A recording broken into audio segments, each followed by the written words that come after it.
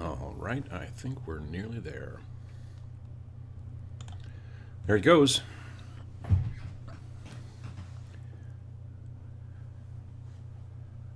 I'd like to welcome everybody to this week's Every Other Sunday show. That doesn't make any sense. Anyway, I'd like to welcome you to the Every Other Sunday show. You can see here we've got a cool new thumbnail graphic that we'll be using from now on, and the Every Other Sunday show logo. We'll be talking about Rec Age a little bit at one point. We're going to have Moderator Matt here, I'm assuming, in the chat, and I'll be showing you some stuff from the PDF. And we will probably have to, kind of compete with some snow blowing noises from outside because it snowed about, 4 or 5 inches yesterday. So, yeah.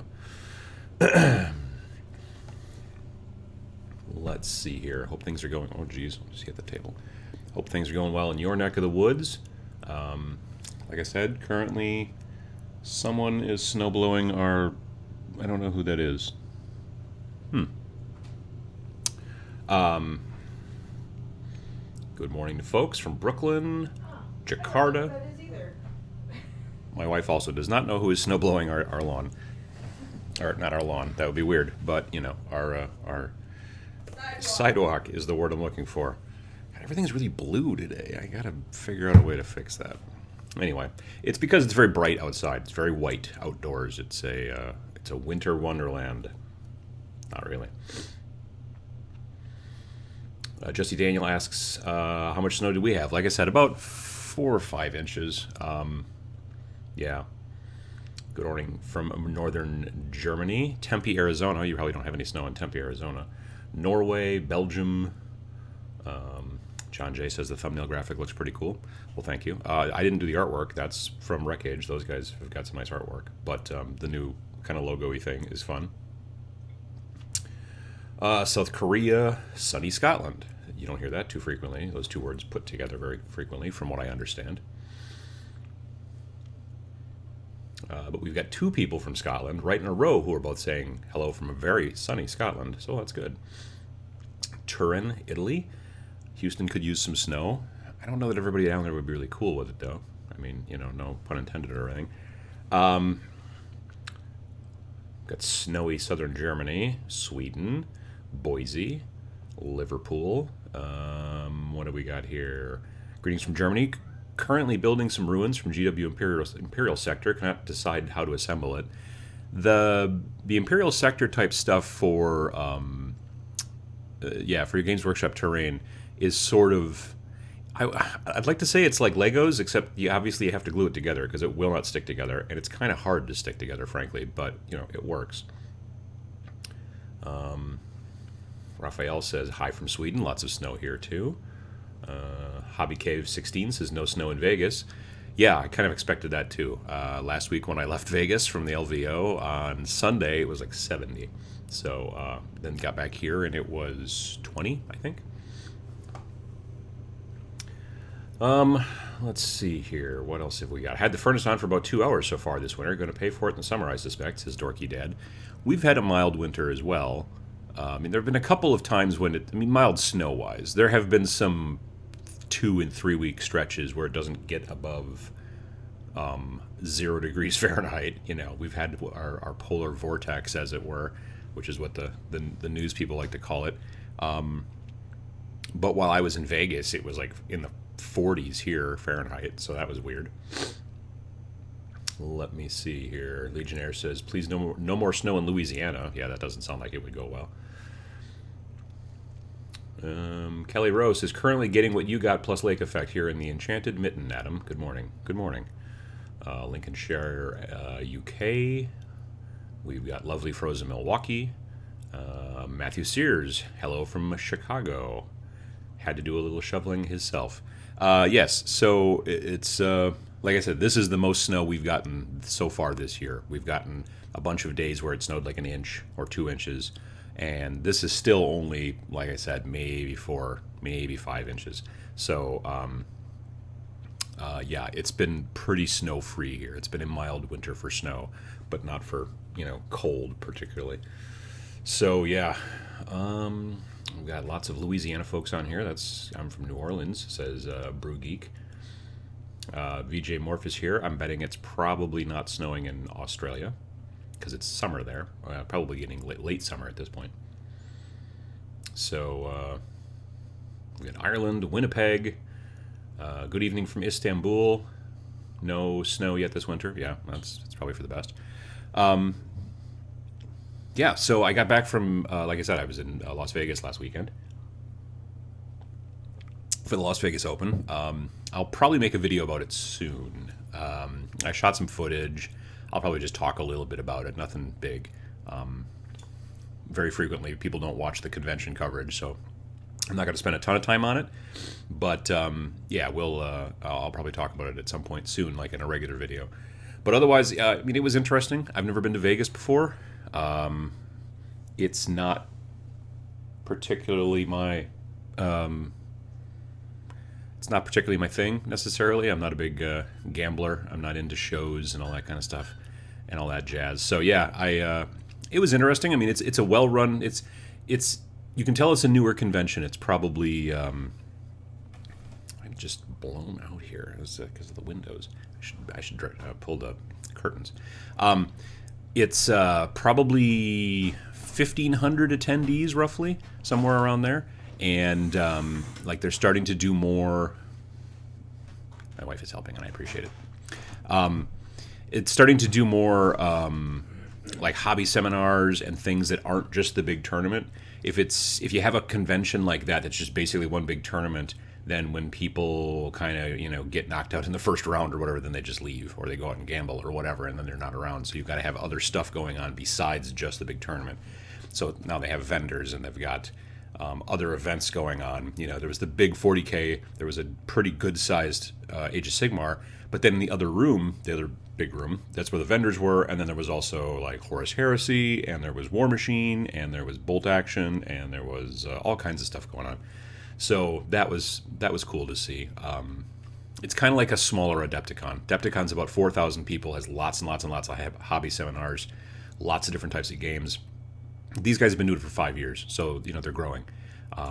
But yeah, it's I think that they're going to do well. And like I said, I had a good time. Saw a lot of people, talked to a lot of viewers, and talked to a lot of companies, manufacturers, and stuff like that. So that was cool. Hoppity Hop 9 says finally made it on for one of these. Well, congrats and welcome. Torch says it's a warmer winter here in California. We're in for it come summertime. Yeah, I don't know how it's going to affect us either. Like I said, it's like the not very much snow, but we've been very, very cold in some stretches. So, yeah. VJ Morph says no snow in Sydney. Correct you are, but it's starting to cool down in the evenings now. Yeah, well, that's probably for the best. Good evening from Singapore. Liquid Dice Painting says, I went to Vegas and it was full of homeless people. Well, I mean, I suppose it's probably, Liquid Dice Painting. Yeah, so, it makes sense that you would have more homeless people someplace where it's warm, like, because then they can sleep outside, whereas you wouldn't want to do that as much, let's say around here right now, because it would be no fun. To be outside. So yeah, any big city, like when I've gone to Gen Con in the past, there's a lot of homeless people as well. I mean, there's homeless people all over, unfortunately. But yeah, so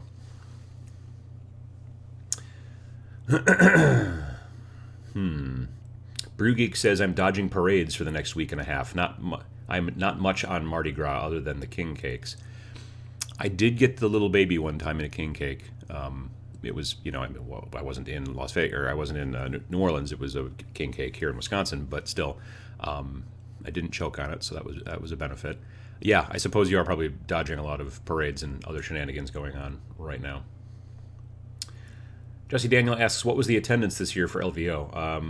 I think I mentioned it. I think it was about 1,500 people or so. So it's a good-sized convention. Like I said, less than half probably for Adepticon, but still, pretty good convention. Adam, do you like the new Daughters of Cain in Age of Sigmar? Honestly, I have, other than and I don't know if that, I haven't really seen them. So I've heard about them, and I've been busy doing other stuff, so I haven't seen them.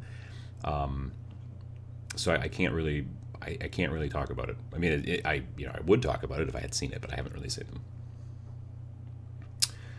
them. Devin says it's snowing in Denver. That seems like a thing.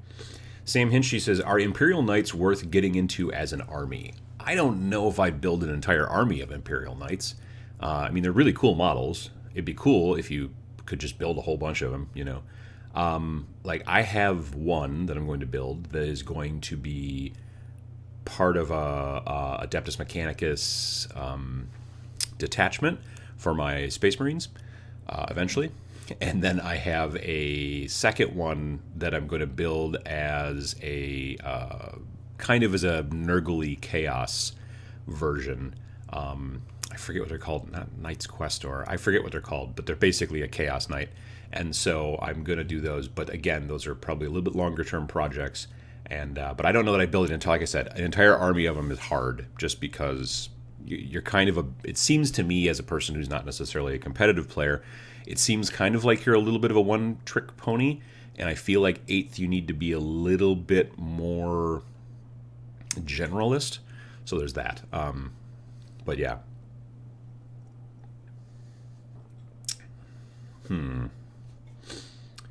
Let's see here. I'm having a good time trying to learn about building my Khorne army. Anyone know of any good source for lists?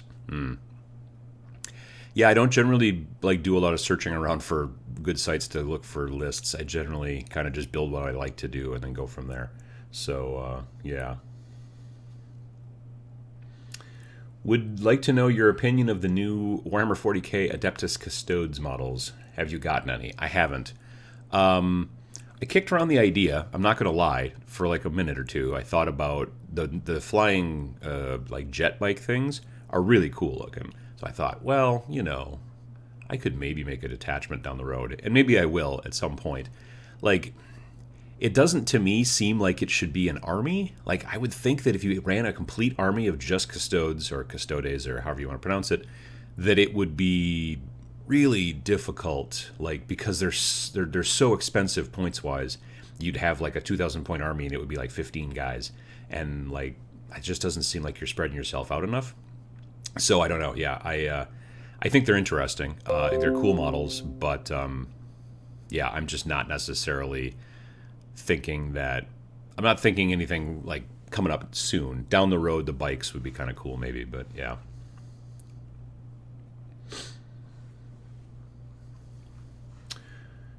DJ Todd P. Harris says, just got Shadespire, just haven't cracked it open yet. There was a big Shadespire event going on at LVO as well, which was interesting. So yeah.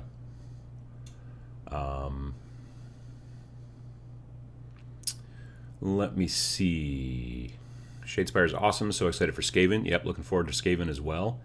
E1 Interest says Renegade Knight. Adam, that's probably makes sense. Let's see here. Do you mix in water to the purple power when stripping your models? No, I use it straight. I don't dilute it when I'm stripping models. I generally use Super Clean, which is kind of like purple power, which is probably just like Simple Green, except Simple Green is green versus purple. I am going to start trying to use this other stuff that you can get at the dollar store that a lot of people have suggested, which is called LA's Totally Awesome. So I bought a bottle. It was $1, strangely enough, and I'm gonna give that a try soon because I've got some models to strip. Actually, if I can reach,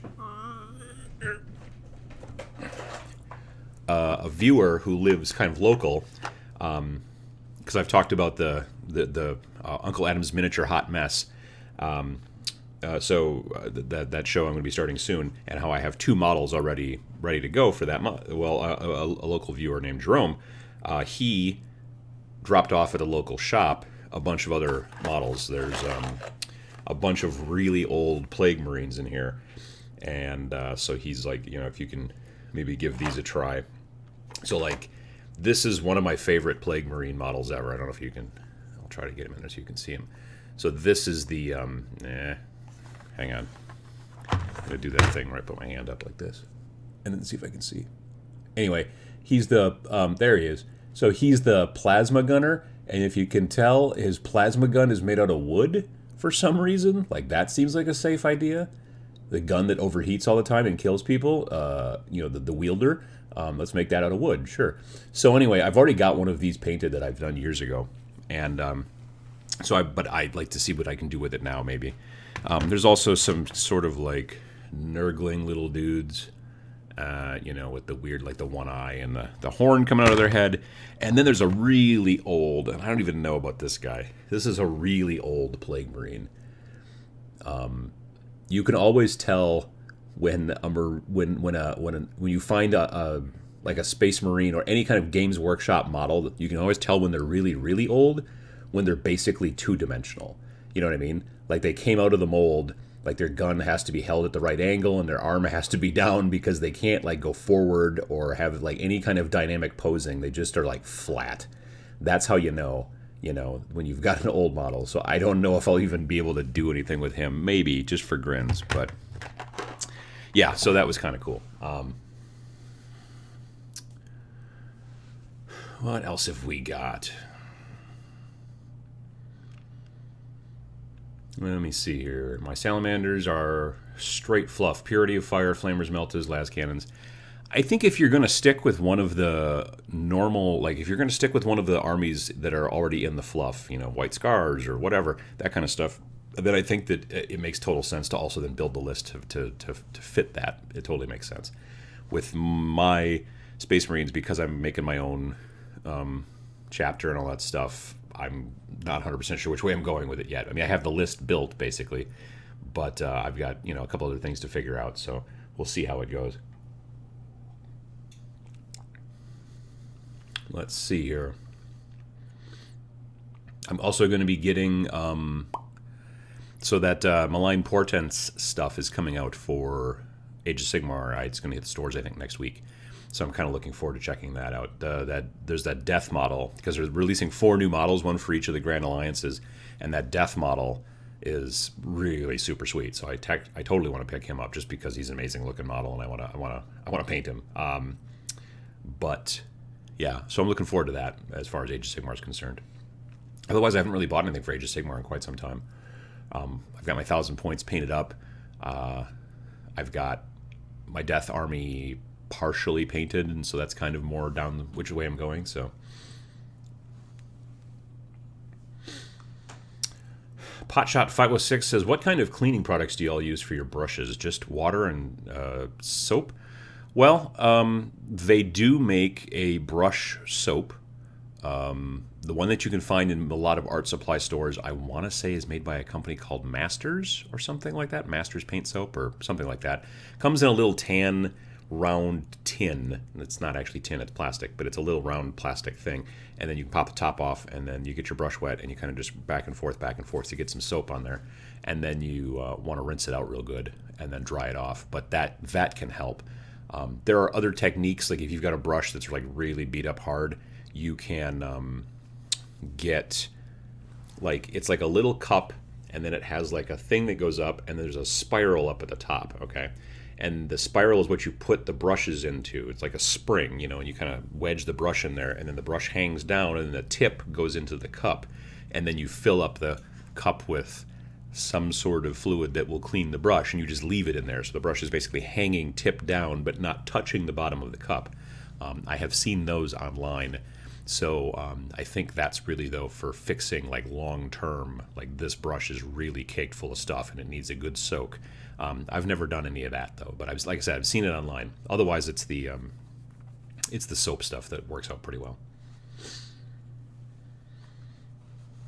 Tyler asks, never saw an announcement on the first. Who won Sam's Minis? I posted it on Facebook, so it was announced there. His name is Steve, and I cannot remember his last name, and I don't think I can pronounce it. It's like 6 letters, might be Polish, and there's a lot of consonants. Starts with a W, if I remember correctly. Anyway, I've got all his information. I'm actually mailing the box out tomorrow.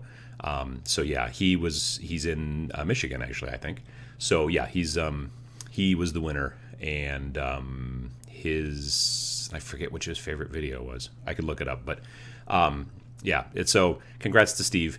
And like I said, I already got his email from him, or his address from him and everything like that. He got back to me real quick, and so he was the big winner. I used there's actually a bunch of different websites you can go to where you can just put in the URL for a YouTube video, and then it will pick the random comment from all of the comments. There were nearly 2,000 comments. It was like 1,995 or something like that. Unique comments. There were some doubles, but luckily it strips them out automatically. So that was really easy. It was great, and so I'm glad that he won, and I'll be mailing them off, and then he's going to take some pictures and send them, and so that'll be cool. The Noob Painter says, anyone playing Gaslands? I just picked up rules for it, and too many tiny cars. Gaslands is a kind of car combat game from Osprey, and they sent me a copy about a month ago or so, maybe a little bit longer. And I've kind of thumbed through it, but I don't have the cars for it, so I haven't been able to play it, but I do want to kind of check it out online. I know, or I'm pretty sure, that Ash Barker's channel, Gorilla Miniatures Games? I think it's Gorilla Miniatures Games. I think he did a playthrough of it recently, so if you're interested and thinking about it, you should check out his channel and see how what he thought of it. I mean, because like I said, you can kind of watch a bat rep. Like, he pretty much just does he doesn't just do bat reps. That's the majority of what he does on his channel. But he does all kinds of different games, so I would take a look at that. But yeah, it looks cool. I mean, I was always a huge fan of Car Wars. Like in college, we played the heck out of Car Wars. So yeah. Matthew Sears, Moderator Matt says, I've been told that hair conditioner as well will help for ruined brushes. So that's kind of I would look into that, but that sounds like something that makes sense, like especially if you get that little curl at the end sometimes on your brush. I could totally see on natural brushes. I don't know if it would work on synthetics, but a lot of times synthetics are cheap enough that if it starts to get real weird, you chuck it and just get another synthetic. Like I said, Sam does a lot of his painting with inexpensive synthetic brushes. It's not until he gets to the real fancy stuff where he pulls out the big guns, as it were, like the Series 7 Winsor & Newtons, that kind of jazz. So yeah. JG 1956. I'm finally making the plunge into... losing it. Gotta grab the mouse. Finally making the plunge into 40K. Thoughts about how there isn't good or evil factions. Everything I've read online about the fluff basically says there are no good factions. I did a video about that a long time ago, actually, about the difference between the necessity for good or evil in miniatures games. So you could take a look for that one on the channel. Yeah, I mean, really, to be fair, in 40K, there's not a good faction. You know what I mean? Yeah, it kind of just depends on who you like the look of, who you like the story of. Like, if you really need to be the good guys, there are technically not really any good guys. Even the Tau, who are all about, for the greater good, they're like, oh, well, we'll just kill and enslave these people because it's really, it's best for everybody if we do. Well, So, yeah, something to think about. But I feel like the Stormcasts are good, though. Sigmar and those guys in Age of Sigmar, if you get into that game, they're definitely like good. They are trying to stop chaos. Like, that's their jam. And they're generally not nearly too fascist about it that I can tell. But to be fair, there hasn't been a heck of a lot of fluff for Age of Sigmar. Not as nearly as much as there obviously was for fantasy. So I don't know.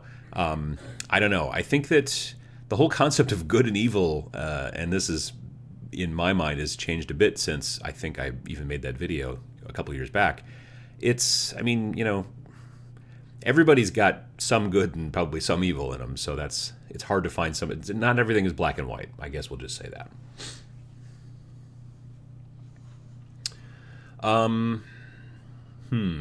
Steven says, water and soap for regular cleaning. We're talking about brushes. Ethanol-like products if the paint is really stuck. But then the hair grease for maintaining the natural brushes. I haven't heard of hair grease. I'll have to look into that. 12 Neef says, essentially everyone is good in their own perspective. Everyone's version of the universe is right for them, except for orcs. They just want to fight. Yeah, that makes sense. And then VJ Morph says, and that's why I play orcs. So there you go. Matthew Sears says, I should make brushes out of cat hair and save money. Yeah, you and me both, man. I could totally do that. Gaddis Gaming. Hey, Gaddis. What games will you be playing or running at Adepticon? I won't be running any games. I will be running 2 seminars about YouTubery.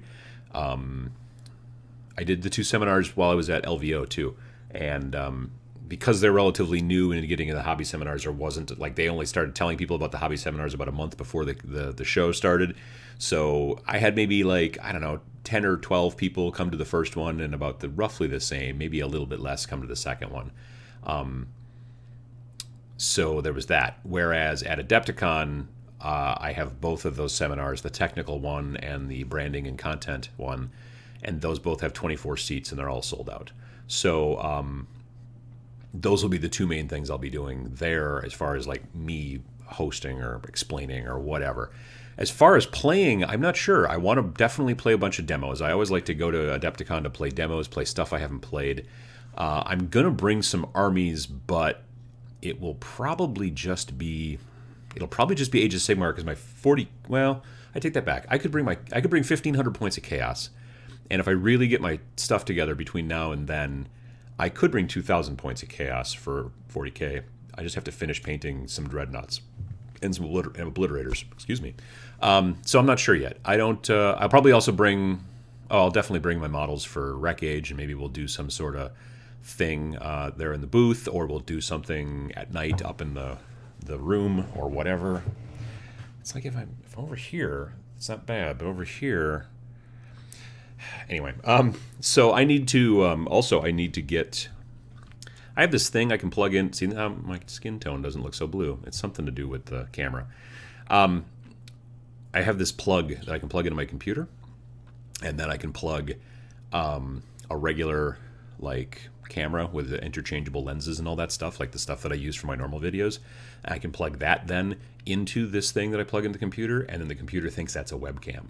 And then I can control it and set it manually and not have it do all kinds of weird junk. And so I really need to get that going. So there's that. Anyway, yeah, so Lee, the point is that I'm going to bring some stuff. I don't have any games that I'm planning to be in. Like I'm not signed up for any tournaments or anything like that, because that's kind of not my thing. I am signed up, I think, only for one hobby class, and I'm taking a class with Sam because it's his first year there, and I wanted to be in one of his classes on his first year. So I'm looking forward to that. Downside is that his classes are also sold out. They sold out like in 2 hours. So I was lucky to get one, but yeah. So that's what's going on at Adepticon this year. Let me see here. Sam Hinchy says squats are coming back. Yeah, I saw there was something about a squat figure for Necromunda. I just saw the little bit of the video, but yeah. Potato Joe says, real fast, TMX 2018 question. Will we be able to check in on Friday and check out on Monday? I believe so, yeah. I mean, like, they have people come to stay in the housing at the university there, like, all the time, you know. So, yeah, it's not... You can totally check in on Friday. I'm pretty sure that... yeah, I was just going to say, I'm pretty sure the Noob Painter did that last year, and he says, Potato Joe, I did that at the convention center for TMX last year. So yeah, you can totally do that.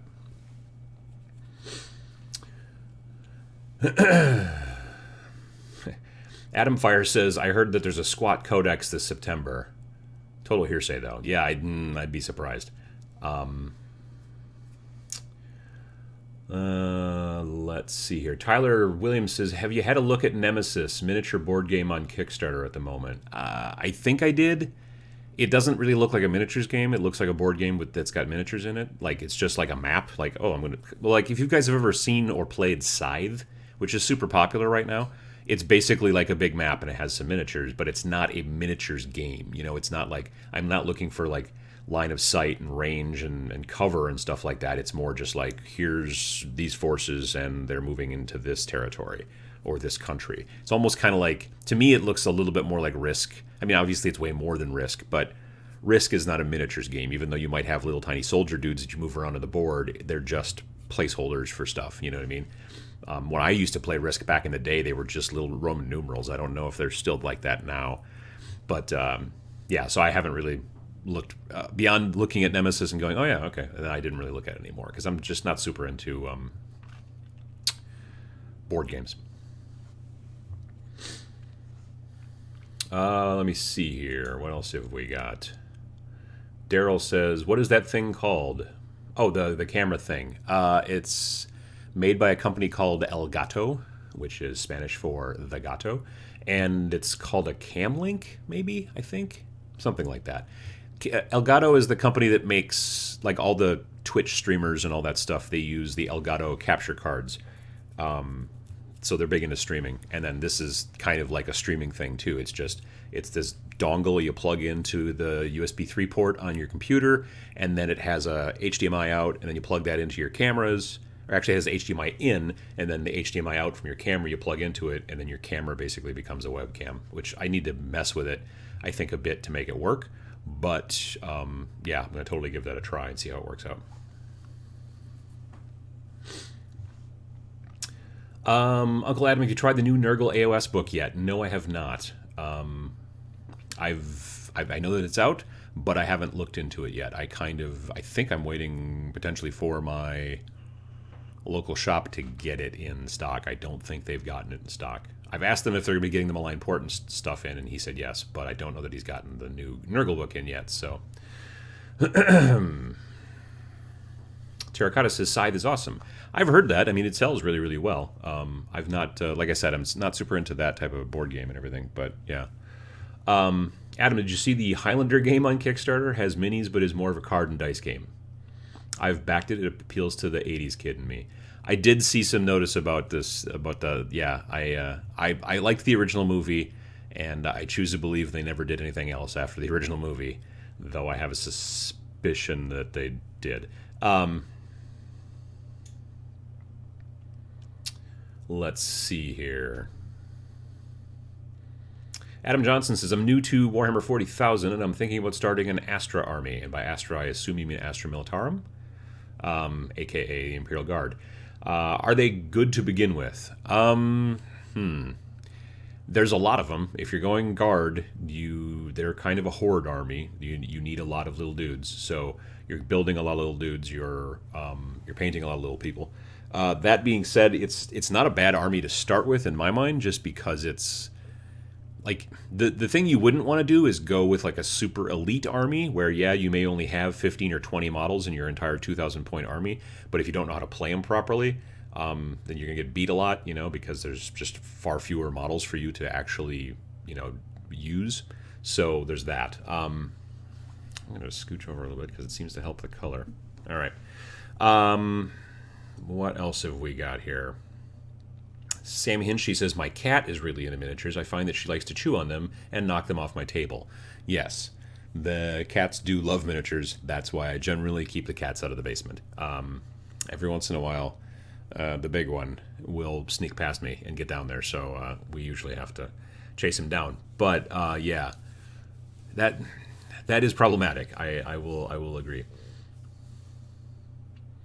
12 Neef says to Adam Johnson, yeah, Astra is really good, but you'll need a ton of them unless you bring artillery. That's true. They can be a very, they can be a very person-heavy force, a lot of soldiers, but they can also be a parking lot where you bring a lot of tanks and a lot of artillery and stuff like that. Kind of depends on how you build it. Definitely.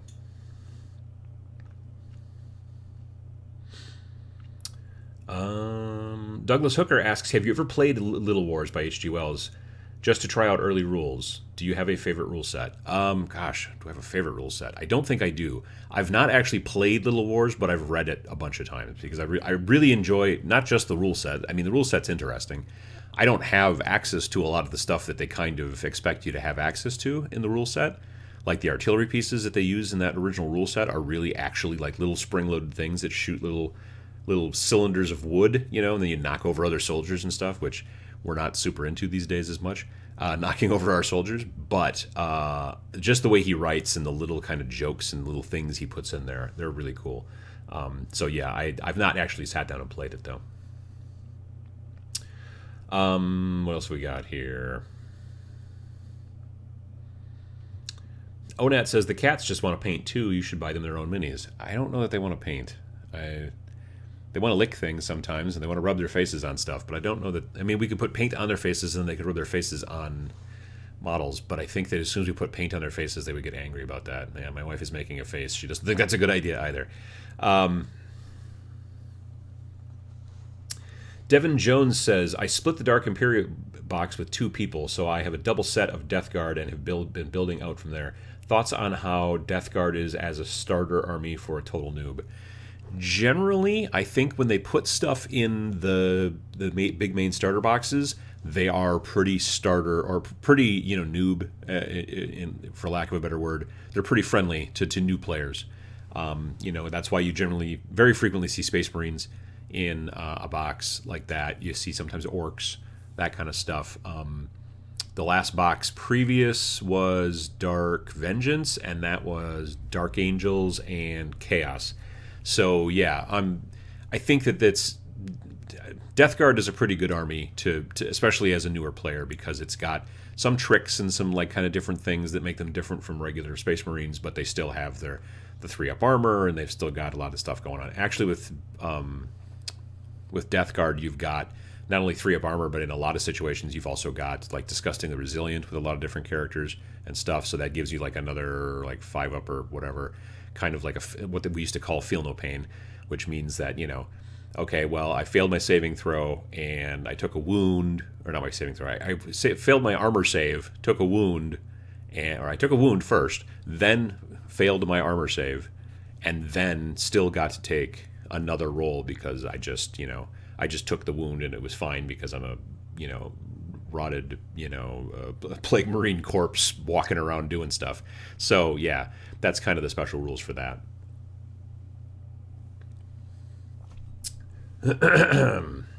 Adam Fire says, Death Guard are good for starters. They are tough and forgiving. That's basically what I was trying to say, yes. JJP, good morning, everyone. Any tips for someone who is looking to play their first 40k game? Should I be upfront with my opponent and tell them I am new? Absolutely. Absolutely. I would definitely, if you can, try to find somebody who's got a lot of experience, honestly, with the game, and say, look, I'm new and I'm trying to learn more. And if they're any kind of a decent person at all, then they will help you out and try to teach you and show you. Like, you'll say, I'm going to do this now, and then they'll be like, well, now think about it. Why, maybe it would be better to do this. The thing you don't want is someone who's, an old veteran, an old pro who just wants to crush you into the table. No one learns that. Well, most people don't learn that way. I did a video about this quite some time ago about how people who always just crush noobs are not good for the overall hobby, in my opinion. But there were still some people, in the comments who were like, oh, well, no, I think it's best. Like, I learned the most by, losing 200 times in a row to people, and then I eventually won one. And I'm not telling you that they have to let you win, but I think that they need to look at it. If you're asking them and saying, hey, I'm new to the game and I would like to learn more, then, they shouldn't just throw you into the lake and hope that you can swim. They should, start out in the shallow area and show you how to swim and how to put your head underwater and how to do this and all those kind of things, and ease you into it, and then you learn more. At least I do. So that's the way it works.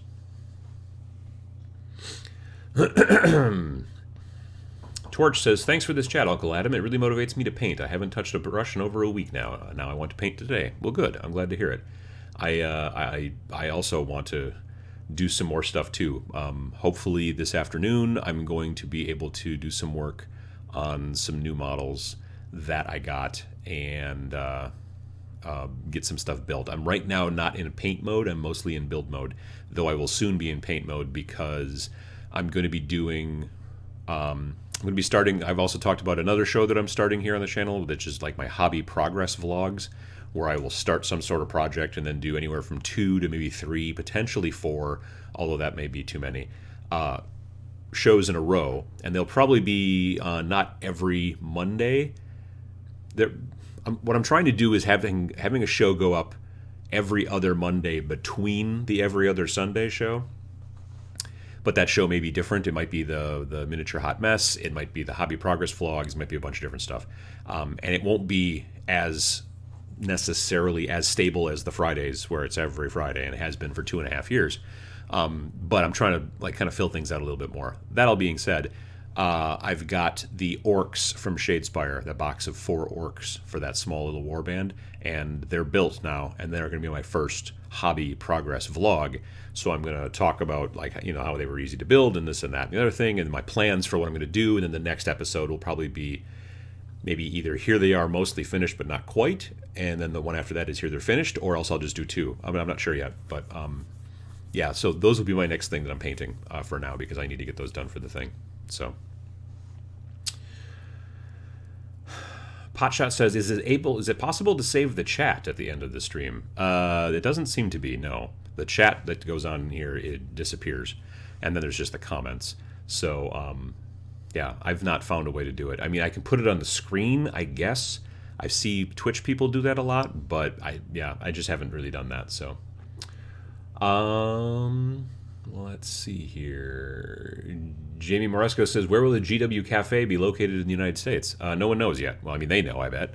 But we don't know yet. As far as I know, they haven't announced it. So. Encoded Ogre says, they really do eat minis. Cats ate the tip off of my newly painted Bretonnia lances in the middle of trying to repair them with wooden hobby sticks. Yeah, they do like to chew on stuff when they're not sleeping. Let's see, what else have we got here? Korvac says, losing can teach lessons, but you need a suitable base of knowledge in order to learn from your mistakes. Very true, I agree. Just constantly getting, shut down and stomped doesn't teach you anything. But again, also being completely coddled doesn't really either. But you do need that base. You do need to understand why the rules work the way they work, and then kind of go from there. And then eventually you can start to play slightly more serious games or whatever, slightly more, games where the person is not necessarily taking the gloves off, but maybe loosening the gloves and going from there. So yeah.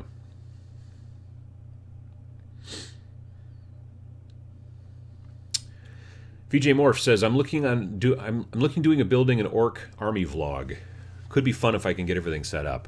Yeah, I mean, I think one of the things that when I teach those classes at the different conventions and stuff like that, one of the things I say is that if you're interested in actually doing the making the content, whether it's a written blog or a video vlog, or you want to do a podcast, or whatever you want to do, the trick is to just try starting. Just try starting as soon as you can.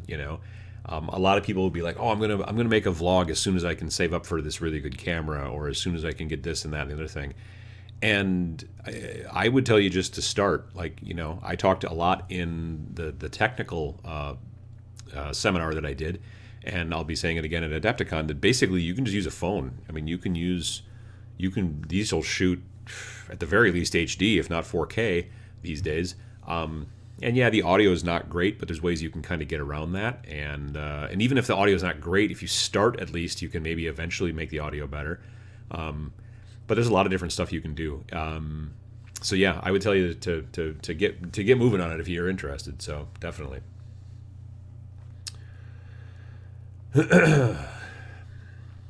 What else here? Adam Fire says, I love orcs, but they are underpowered in 8th, with shooting being preferable. That seems to be the case right now, yes. We'll see it'll be very interesting to see what they do when the new Orc Codex comes out, and see how that works out.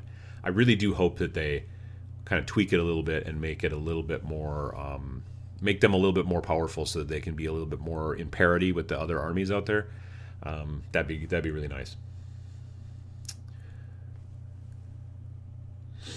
Legionnaires says, I appreciate the regular updates, as this year I've been using your videos and other channels as my background listening fuel. That's totally what we're doing. That's why I do these live shows, partially, is because, and that's one of the reasons why I do them on YouTube, is because then about half hour to 45 minutes later, after the show gets done, it becomes an episode on the channel that people can catch later on.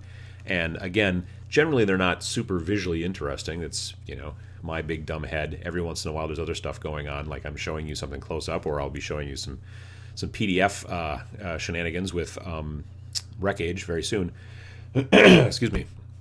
But in general, it's kind of almost like a podcast, except it's just a podcast where one guy answers questions, So, yeah, that's I think that works out well. But it does help. I've been told a lot of times that it does help for people to listen to while they paint. I've got a thing in my throat. Hang on a second. I'm going to mute the mic.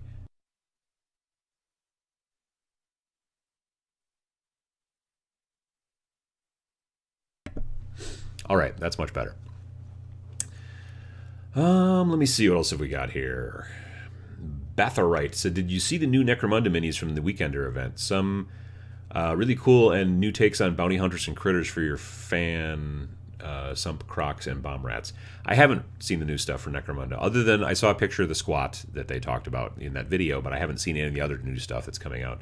I'm glad that they're supporting it. There was a lot of people that were like, they're just going to drop that box and then, and then go on to the next thing. But I'm glad that they're supporting it, kind of like they're still supporting to some degree, like Blood Bowl enough, I mean, they didn't, the thing is that if you sit down and think about it, they've got so many different product lines running now that they can't give all of them completely equal support, and they have to kind of go with the big ones first, but they are still doing stuff, for Necromunda, for Blood Bowl, and not so much for Shadow War. I still am confused about the whole Shadow War thing, but I almost wonder if that wasn't like a let's see if anyone cares, and then if they do, then they went to do Necromunda, but they launched so close together. It's not like they were able to just turn on a dime and go, oh, geez, we should just quick crank out Necromunda. It had to have already been in progress. You know what I mean? So yeah, it's very strange. But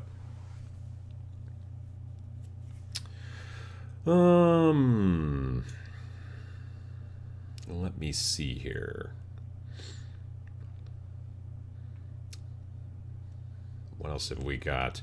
I don't mind it being just your head. It's like being in a big conversation. Yeah, no, I do like that part. If I was just doing this without the chat, if I was just talking and being like a podcaster with no other guest or no other, co-host or anything like that, I think it would be a little bit weirder. But being able to interact with the chat, get people's questions, I can try to answer them. Like I said, I have like a little subject that I generally talk about in every episode, but a lot of times it's just what's coming from the chat and everything. So we go from there. Michael says it's not a Sunday show without Adam having something in his throat. I know, it's something about mornings. I'm not sure. Yeah. I honestly feel as if it's finally like today that my voice seems kind of back to normal. While I was in Vegas, got there on Friday just before lunch, and stayed up a little late on Friday night, but didn't, it was not that big of a deal. Saturday night, went to a VIP party thing that Shapeways put on, and it was at a bar that was like on the same block that the whole thing is, the casino that we were in, but it was a little bit of a ways away, not too much. But so it was outside there, and it was like literally outside. It was like an outdoor mall kind of thing. And so we were out there, and music was very loud, even though it was outdoors. And so to be heard when you're talking to people, you kind of have to yell. And then we went to some horrible bar after that. That was like, I mean, it was probably fine. I don't know, but it was like, I think it was called like Redneck Rampage or Redneck Revenge or something like that. It was definitely redneck, and then another word that started with R. And the reason we went there is because the Games Workshop guys were there, and so somebody else knew that, and so we hung out. So I talked to Eddie for a little while there, and it was very loud, weird music, and it was crazy. So again, it's a lot more yelling. And then we went to another bar after that. Like, I got to bed at 3 a.m, and then my voice was rough the next day, and then I flew back to Wisconsin, and then on Monday I lost my voice almost totally. It was really rough. And then I feel like it's been weird and lower, all week. And like today, I think it's kind of back to normal. So yeah, that's one of the problems, evidently, with shouting in Vegas over and over and over. Matthew Sears says that Adam is the new Max Headroom. Oh, I wish. That'd be cool. I've got the glasses. I could do that thing, and we just have to put the green screen back there and make weird stuff happen in the background. I could totally do that. I have a green screen. Don't make me pull out the green screen. What else have we got? Joshua Daniel Flores says, "Damn, I'm late. So sorry. I had to deal with Social Security stuff." Well, that happens. I get you. Yeah, it's like tax time getting there. So yeah, gotta definitely do that.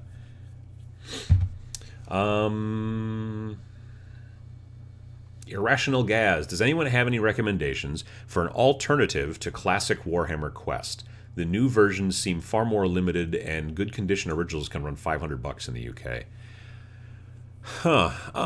Well, I mean, I know a lot of people really like Descent. I think you can still get it. I don't know for sure, but I know Descent was like a cool dungeon crawl, and people enjoyed that. Otherwise, I would definitely look into Dungeon Saga. I mean, it's not exactly the same thing, but if you're looking for basically like a miniatures game dungeon crawl sort of thing, Dungeon Saga stuff from Mantic is really nice, actually. Like, it's a cool game. In general, like the rules are cool, the models are nice. The Dungeon Saga games and the different expansions all look like a book. So like you can put it on your shelf, it like goes in like a little slipcover, and it's got the round, and like you open it and it opens like a book and stuff like that, but it's the game box, like a little magnet that keeps the door closed, or the cover or whatever. But yeah, so that's there you go. Redneck Riviera in Vegas. Moderator Matt has figured out that's where we were. The Redneck Riviera in Vegas. So Redneck Rampage is probably, that's actually a game. I don't think that's actually a bar. Yeah, it was weird. It was a strange night. Let me see here. Hello from Saudi Arabia. Well, hello. VJ Morph says, you do the green screen and I can do the motion graphics, Adam. There you go, see. Bert Macklin says, just got an airbrush, primed a rat ogre with Vallejo primer, and then did a base coat. The paint on the sharper edges of the model peeled. I think I did not let the primer cure long enough. Thoughts? Generally, with airbrush primer, first of all, you have to shake it like super, super good, because if it's separated some of the bottle, that can make it not stick to stuff really easy. So you have to shake it really good. I have started to see people, and this is interesting, but you can buy, there's these little clamps you can buy to like clamp like wood projects together, and it's like a little, I don't know, it's like a bar, I don't know if they call it a bar clamp, and then there's like a little trigger that you pull on the bottom, and then it squeezes it together, and then there's a button on the back to use it to release it. You've probably seen those. And they make them in varying sizes. I have seen people recently buying the small ones, the smallest ones they can get, and then taking the long part that sticks out the back, sticking it into a handheld jigsaw, and then using the clamp to clamp down on a bottle of paint, and then firing up the jigsaw, plugging it in the wall, firing it up, handheld jigsaw, and then it shakes it up and down like it would the blade as you're trying to cut things. That's like a really super good way if you do not hurt yourself, or, I mean, you wouldn't hurt yourself, I won't think, but you could potentially lose the paint pot if you don't clamp it properly, and then paint could go everywhere. But that's a really good way to really, really, really shake your paints. That being said, generally airbrush primers, you want to do two things. You want to shake them super, super well, and then you generally want to let them cure I usually let mine cure overnight at the very least. I'll prime with an airbrush, and then maybe I'll do highlights with an airbrush or some kind of base coat, but I will not put an actual brush onto that model until it's been at least overnight, because it takes some time for that stuff to cure. You can sometimes, I usually use a hairdryer as well to sort of maybe move it along a little bit. I don't know if that really actually works or not, but yeah, that's something to look at. So definitely give it some time.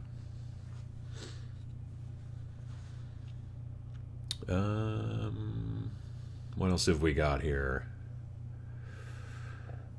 Devin Jones says, you can still get Descent. Just finished a Road to Legend campaign. Just started Gloomhaven. Similar dungeon crawl. Better in nearly every way. I had a copy of Gloomhaven, actually, that I won at a thing back in the distributors conference that I went to last year in May. And I just sold it to a friend of mine at work, actually. So, yeah. That's I've been hearing really good things about it. There was a vendor at LVO that had a Gloomhaven box. I don't know if it was like first edition, or I don't know what's going on with that game. I know it was like out. It was super popular. It was very hard to get for a while. Anyway, he had a copy in his booth that he was selling for $200. It's like a $130 or $140 game. But he was selling it for $200.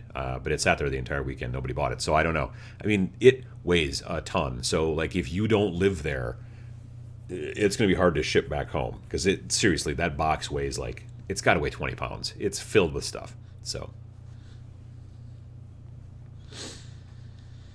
Legionnaire says, and then there's the old Redneck Rampage video game from the 90s. So I knew there was a game called Redneck Rampage. Definitely. Devin Jones says, yes, that is called a bar clamp. See, I was close. But yeah, there's evidently people, I've seen people online that will take the bar clamp and put it into where the blade would go for the jigsaw and then clamp in a bottle of paint and then and vibrates it up and down real fast. And that's supposed to help shake it up. And if you can throw like a little glass bead in there, that'll help as an agitator. So, it depends on the type of paint. Like if it's a squeeze bottle, it's harder sometimes to get a thing in there. But other ones, are a little easier. Mr. Plums says, been airbrushing a lot with watercolors. Oh, I thought it said watercolors. You said watercolor. It says watercolors, which is a brand of paint. That makes more sense. I was thinking airbrushing with watercolor. That's yes, I've been airbrushing a lot with watercolors lately. It works surprisingly well with an airbrush. You'd probably have to thin it, I assume, a little bit. But yeah, the watercolors line, I know who really likes their paints, it seems. I want to say Vince Ventuella on his channel. He talks a lot about watercolors. And so I've never used any of their paints. I don't have any. But I should look into it. Tynan Higgins says, hello, mate. Lots of love from Australia. Love your vids. You got me to finally take the plunge into miniatures. Any plans for more videos with Sam Lenz? Yes. So we're either going to film something more this month, potentially, or we're going to film something hopefully in March. So in theory, starting March 1st, I'm going to have a new studio. So I'll be able to start filming there. Not just the normal Friday videos and me sitting there talking and explaining things, but also it'll be easier to film Sam videos there, and it will also be easier, it'll be actually possible for me to film battle reports. So in theory, moving into that studio, hopefully March 1st. Probably won't be able to immediately start shooting there because I'm going to need to get some things set up, but I'm going to try to get it set up as quick as possible. So if that's the case, then at the very least, hopefully he and I will film again before Adepticon. But that's the plan. We definitely have more stuff to do. I don't know if we're going to do another, like last time we did 4 videos all in one day and they were all the same, the same Shadespire skeleton guys. I don't know if we're going to do the same project over and over again, or not over and over again, but different videos on the same project, or if we're going to do different stuff. But we'll probably do a bunch of them at once as opposed to just doing one. It just makes more sense because then you've got more of a backlog. I don't know that we'll necessarily, like I ran those videos every other week, and then the last 2 I did 2 in a row, and it was honestly, to be fair, the only reason I did the last one 2 in a row was because the last week I had the flu, so I was like not able to make a video. So I was like, all right, I'll edit this real quick and put it together and make it happen. The new ones that we would do, I would probably, as long as they're not all super related to each other, maybe we'll separate them out a little bit more, but we'll see how it goes. But definitely, yeah, Sam's going to be back here more. Stephen Aubrey says, Vallejo primer tends to peel off. Don't like it at all. See, I've never had any bad luck with it. As long as I let it cure, like overnight, I've never had any bad luck with Vallejo primer, airbrush primer. Gigabytes TV says, Adam, we're big fans of yours down in Atlanta. Thanks for being awesome. Well, I appreciate it. Ugni Cha says, a friend gave me some 1994 Gretchens. They're so adorably hideous. GW have come a long way in sculpts quality. Yeah. I mean, not only just like the artistic end of it, they've come a long way, but then of course like the technical stuff too is definitely huge upgrade.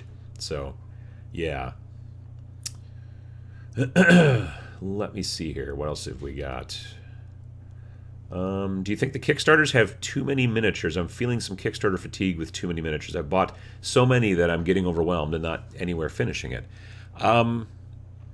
Yeah, I've been kicking around the idea of making a video about Kickstarter fatigue. I have been pretty good about Kickstarters lately. Like the only Kickstarters that I did last year were, I did the Wreckage Kickstarter, where I will be receiving soon some vehicles, resin vehicles, like kind of Mad Maxy sort of, post-apocalyptic, like cars with, they've been modified and got stuff stuck to them and that kind of thing, like that you're used to. I'm looking forward to those. And I also did the Giant Killer Robots, which is a miniature game, sort of, but it's really more of a gateway game. And, I can paint the miniatures, but the main big bots, the big robots there, the heavy hitters as they're called, they come pre-painted. So, and actually that box I should be getting that in the next couple of weeks. So yeah, that should be good. Like they have all the parts. They're just, I mean, it's going to be getting shipped from New Zealand, so it's going to take some time. But they are going to be shipping to America. The most recent email I got from them said they'll be shipping soon. But otherwise, I've been like, the thing is that there's so many different things on Kickstarter, and you're so many times where you're like, but this is such a good deal, I'll get so much stuff. But you do have to understand, you only have so much time in the day to paint. So that's kind of the hard part, frankly. Yeah. Philip Connor says, good morning, Uncle Adam. Thanks for the live show to watch while getting these intercessors done. Interested in learning more about Matt's Wreckage, 2nd edition. Well, let me tell you about that. But first I have to itch my upper lip. All right, so let me try to figure this out. I'm going to go over to here. Ooh. All right, so this is Wreckage, 2nd edition. So for those of you not familiar, Wreckage is a game of post-collapse, as opposed to, say, post-apocalypse, but it's kind of the same type of thing. Post-collapse miniatures, tabletop miniatures game. So post-collapse, what happened was basically, like, just the planet just kind of started shutting down, with the pollution and the climate change and all the problems and things like that. And so everybody kind of, the governments and things kind of were like, we see the writing on the wall. And all the rich and powerful people were like, we need to get out of here. So a whole bunch of ships were built by a whole bunch of people with the idea that everybody was going to leave and we were going to get off this planet and it was going to be great. And the first wave was all the rich and famous and powerful and whatnot, and they all left. And then everybody else realized that all the other ships kind of didn't work, so they were all stuck here. So everything went kind of sideways, well, really sideways, for about 200 years. But now things are getting better. Crops are starting to grow again. The people are starting to like build communities and things like that and whatever.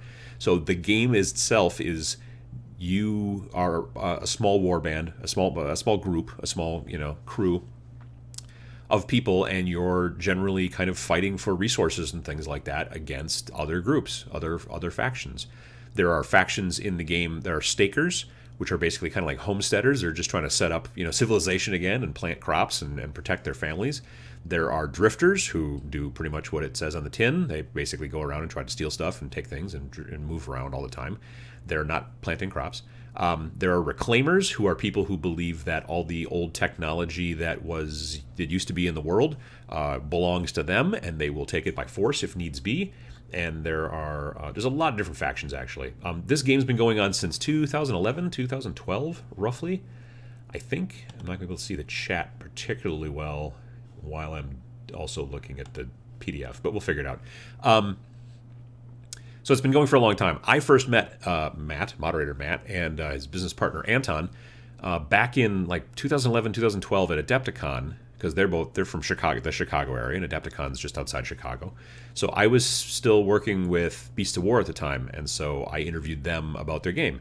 And they've, at this point, let me know, Matt, in the chat, how many. I think it's like 140 different models they've made at this point. I mean, there's a wide line. This is not just a game that you can buy.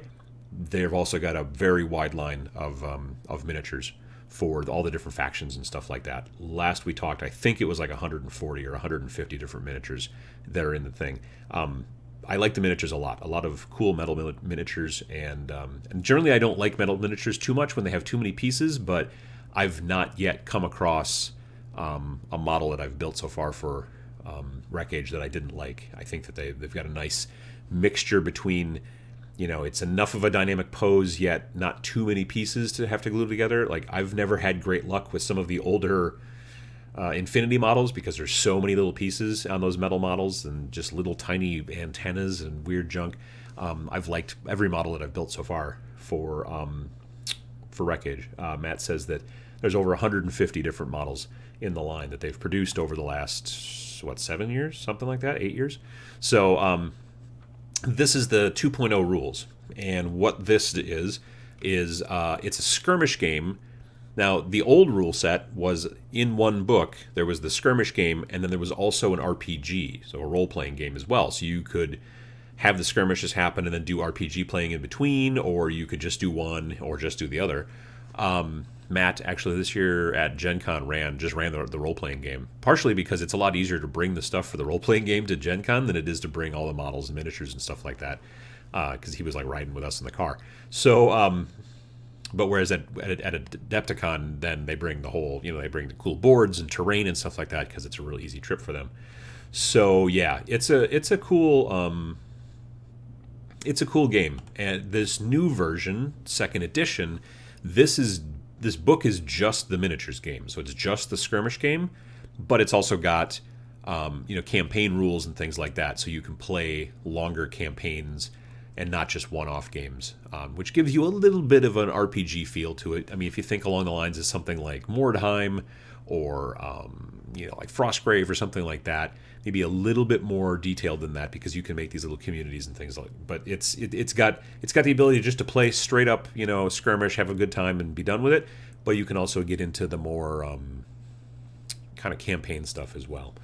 All right, let's see here.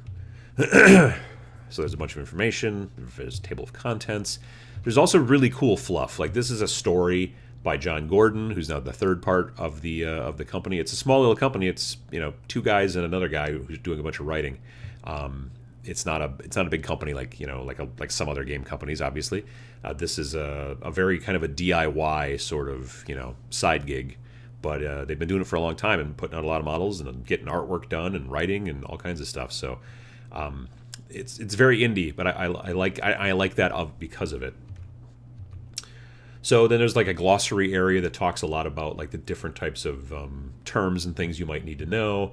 There's a map of the United States. This is just one half of it. This would be a spread in the actual book, but you can see Shangri-La is LA, and then there's Reading, which is up near kind of like Seattle. Uranium Springs, that part got kind of nuked. Osttown is basically like Austin, and Tucson is basically Tucson. Switch City is kind of the Chicago area. Gunmetal, Coal City, Manhattan. It's 200 years since all this stuff went south, so there's a lot of people that don't completely remember what things used to be called anymore. And you'll also notice the shape of the country is very different too. Like the whole, down here. Let me, no, over here. There we go. So down over there, the wash basin area, that's all basically flooded, like Louisiana and things like that. So yeah, due to the rising waters and such. So there's an entire area of history. So it goes back to 125 years before the Exodus, which is when some people left. So it's got a whole kind of background about what happens, as you go through that stuff. Cool artwork. And then this is after the Exodus, when things fall apart and the dark times. And right now the game is taking place in what's known as the Resurgence. So the Resurgence is, it's 200 years after the Exodus. Plants are starting to grow again. Things are doing well. I mean, people are starting to build small communities and things like that. And then you have the different locales. So this is an entire section about the different, there's Atlanta and Camp Tulsa and Coal City and just all these different areas that you can learn more about. So there's a lot of nice, like, kind of fluff to the game and background story. It's not one of those games where it's just like, okay, you're going to build a bunch of people and they're going to fight. There's more to it than that, which I really dig. Switch City, aka the Switch. That's, again, Chicago areas, the Wilds, Yellowstone. And then we start getting into gameplay. And so the gameplay section is explaining to you, well, you use six-siders, and you need a tape measure, and the size of your battlefield, and what kind of scenery, and all that kind of stuff. And they talk about stat cards. You can obviously stat your own guys. If you buy them from, directly from Hyacinth Games, which is the game company that makes Wreckage, more often than not, they come already pre-statted, but if you want to change the stats or whatever, you can just do that yourself. You don't have to use the cards particularly. You just need to have some sort of record of what each figure is, and the stats need to be the same. You have to follow the stats that they have set aside, but there's also rules in here about how to build your own groups and how to build your own figures as far as the points that, costs and everything like that. It's all based off of resource units, because the community has to be able to support, all the members of the community. And so you're not spending money, you're not spending just generic points. You're spending resource units. What's the amount of resources that a community could provide? And when you play a game, if you want to make it equal, then you just want to have both your warbands have the same amount of resource units, which is basically, it becomes points, but it's more of an explanation of the points. Every model has a training level, so you've got green, trained, veterans, and elites. Those help to really modify and change like what the like what your statistics are and things like that. You have your attributes, which you get into action points and movement and power and shooting and fighting and wits and nerves and renown. And then you've got your equipment. Here it's showing you how the turns work within the game, initiative tests, the general test mechanics for how you're going to do things. If you have basically like you'll have a number that you have to have, a target number. Maybe you need to have a 4 up to be a successful. If you have, if you're a 3 in an ability, that means you get to throw 3 dice, and then you try to see how many successes you can have in your test. Whereas if you're not very good at something and you only have like a 1 in it, well, you get to only throw 1 die. So you could still succeed, you just have less chance to succeed. The more skill that you have, the more chances you have to succeed because you get to throw more dice. Again, you could be pretty highly skilled and get to throw 4 or 5 dice potentially, but still fail because you could just roll poorly. Which is it's a cool system that way. Attack rolls. You also have to keep track of because it's basically post-apocalyptic. Weapons can fail, so you have to kind of keep track with usually another colored die to make sure that that your weapons don't crash, and burn and not work and things like that.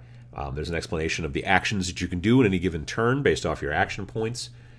And then, here's all the different things you can do. You can go prone, you can regroup, you can crawl, you can run, you can walk, and there's all kinds of different stuff. So it's not as simplistic as, like, let's say something like 40K where you basically just move. Like your guys move, they move over here. Age of Sigmar, they move over there. Maybe it's a charge, but maybe it's just a move. And here, you've got a little bit more crunch to it in that you can have you spend 2 AP to run, but when you crawl, you're basically like a prone character that still gets to move, so you get the benefit of being prone, which gives you better cover and stuff like that. So you have those kind of choices that make it a little bit more interesting. Complex actions like charging and aimed shots, and fighting and all kinds of stuff like unjamming a weapon, also important. And then you have your end phase, and then that's your first turn, and then you go through and start, just keep going. There's information in here about measurement and movement, terrain and cover, line of sight. There's a lot of different types of cover and things like soft cover, hard cover, reinforced cover. There's open terrain, rough terrain. Cover has to do with whether or not someone can shoot at you. The open terrain, rough terrain, stuff like that modifies how you're able to move through through that pieces of terrain. There's a whole section here about shooting and what the modifiers are, and then in this game you can be suppressed. So like if you're being shot at, you have suppression markers, so you have to be like, in the real world, if you shoot at somebody a bunch, they will be like, well, I'm not going to poke my head up right now because I'm going to get shot at. So that's a very difficult thing to overcome for people. It's very difficult for people to be like, nah, I'm just going to stick my head up and fire when there's all kinds of bullets whizzing around you. You have a self-preservation thing, which a lot of games don't really show, but this one does. There's melee fighting and kind of stuff that has to do with that. Then you get into the damage and how that works. Non-lethal damage. If someone's wounded, you need to revive them, that kind of stuff. Weapon malfunctions, as I mentioned previously. How to repair them, how to do a lot of different things. And then we get into character creation. So if you're not going to use the cards that come with the models, if you buy the models direct from them, you can make your own characters. They show you like what a green sample character's stats look like, trained, veteran, elite, so on. In your crew, there's one person that is the player character, which is like you. It's also basically the leader. And then the rest of the people that are in that group are just player characters. They're not player characters. So there are rules about how if your player character gets killed, well, then you have to basically decide somebody else is the new player character. And it has to do with basically leadership kind of stuff and things like that. But it tells you here about how to completely create a crew, talks about the different types of archetypes that you can use in the game. And then there's a bunch of character traits, things like, armorer, archer, berserker. I mean, some of the things can get a little bit more into the campaign. Like, you don't necessarily need, there's some things like guile, you may not necessarily need guile in a normal, like, we're just going to play a game and have a good time. But if you're starting to get more into the campaign stuff, then you kind of need to be able to pull some of these things in. So, but yeah, lots of different things, lots of different ways you can build your figures, as far as stats and the characters themselves. They're getting into feats, things like that. Here's a big weapons table. So there's everything from different types of melee weapons, getting into fancy stuff that's still around since back before the collapse, like vibro blade and shock staff. But there's also crossbows and, spears and things like that to some degree, nail bombs, satchel charge. But then there's also, machine guns and what else have we got? AT rockets and tranq rifles. I mean, there's a lot of different things that you can kind of kit your people out with, and things that you can find if you decide to play the more campaign version. And there's all the different weapon traits there. Armor descriptions for different types of armor, and weapon descriptions, and weapons modifications, because you can even over time, if you're playing the campaign game, decide to modify your weapons and add things. Scopes, night sight, that kind of stuff. The trinkets here are basically money. The trinkets are things that you're going to find if you're playing more of the campaign game. So at the end of a campaign, you may find certain trinkets and things like that. Maybe part of the rewards that you get.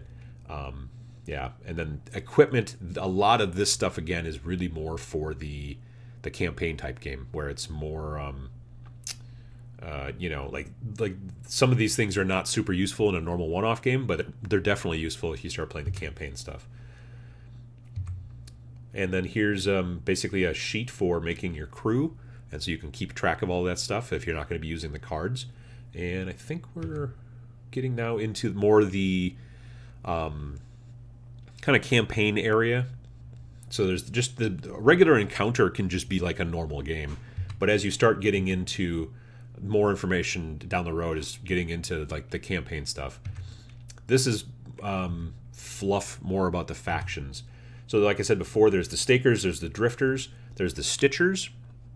Stitchers are basically like medical type personnel that keep themselves alive by finding people they don't like, or just that they just happen across, and then stealing their organs and then putting their organs into them so they can keep going further into the future. So that's scary. The reclaimers, which I mentioned before, they're after all of the technology. The Ark is a conglomerate of corporate entities that skipped the Exodus under the ominous notion that it would be better to reign in hell than to serve in the heavens. So they decided not to leave when the ships left. So there's this big like mega corporation that's like, well, we're just going to stay here because then you guys will all leave and then we get to take over. Let's see here. We've got the Church of Fun, which are basically just a big group of it's a cult full of kind of crazy people. Let me see here. What else have we got? A couple other ones. Caravanners, a couple new ones too. Oh, the Fringes, and I can't read that. It's very small on my screen because I've got it shrunk down so it fits on that screen over there. But yeah, there's a lot of different factions. Oh, here we go. Bigger stakers, drifters. Got cool artwork here. Stitchers. You see that guy? He's stitched all of his stuff back together. Reclaimers, the Ark. They're kind of they're like Asian based, really. So they've got like a little bit of a samurai thing going on. Cool models. I'm going to be building those very soon, actually. Church of Fun. Unicephalon. There we go. That was the word I couldn't read when it was really small. Corporate monks known as Unicephalon operate from the shadows. Fringes. And then there's also... And the Fringes are basically like people who are kind of in no faction. And then there's Caravanners. And now we get in the campaign section. So there's all kinds of rules in here for how to run a campaign. You can play it with a narrator, which is kind of like a game master if you want to, but you don't have to. Goes through and shows the cycle. Like you play you have the fight and then some stuff and you fix your people and whatever, and then you get some stuff. And it's just like a lot of campaign games where at the end of it, there's a bunch of kind of, not bookkeeping you have to do, but there's some work to find out whether the people who were incapacitated lived, or did they die, or did they hurt their arm, or whatever, and that kind of stuff. And like, what kind of stuff did you get? What kind of stuff did you lose? What got broken? That kind of stuff. We've even got information here about tournaments. Oh, that's cool. Because they do run a tournament, I think, at Adepticon usually every year. Long-term recovery, trading items, and then here you're getting into like as you're building your community, which is really more for the campaign stuff. That information is there. Whole section here about random encounters if you want to play those types of games. Yeah, there's a lot of information in here, but this is all basically just the skirmish style game with campaign rules. In a couple of months, they're going to be releasing a second book that will be just straight up role-playing game rules. So if you want to play just as a straight role-playing game, or if you want to mix the two together, you can do that as well. So here's talking about, again, like the community stuff, you know, being able to build a community and have a community. If you're, again, this is more for the campaign stuff. And the different things you can have in there: a greenhouse, a seed bank, a distillery, a tannery, mushroom compost, all that kind of stuff. So it's kind of interesting. You have a little bit of that in Frostgrave, like your warband of treasure hunters has like a, they have like a thing that they've decided to do, like maybe they have it's basically like a clubhouse or whatever, or a hideout that they kind of are based from an HQ place, and you choose which kind you want, and then it gives you different stats or whatever. So yeah. And then there's getting into advanced rules with all kinds of stuff about how to damage structures and taking radiation damage and all kinds of stuff. Salvaging dead characters, that makes sense. Armor variants, squads, sentries. There's a lot of different stuff. Random equipment and weapons. It's a deep. It can be a very deep game, but you can also just play it like as a like just I want to play a quick one-off and we're going to have a fight. You can do that too, but you can also get quite deep with it and make it a little bit more role-play without being a total role-play game. You can get, it's even deeper than a lot of other campaign games when you want to go down that road. So yeah, this is basically like kind of reference material at the back of the book, and then there's an index. So that is pretty much it. That is, let me go all the way back. Zoom. We can see the cover if I go all the way back. Going. Make my computer choke. There it is. So that's the front and back cover put together. It's cool artwork. It's a cool story. It's a cool game system. They're great models. And one of the Hobby Progress vlogs that you'll see coming up sometime this year is also going to be me building my ARC faction, little warband. I have stakers that I've done. They've been painted. If you go back and look at...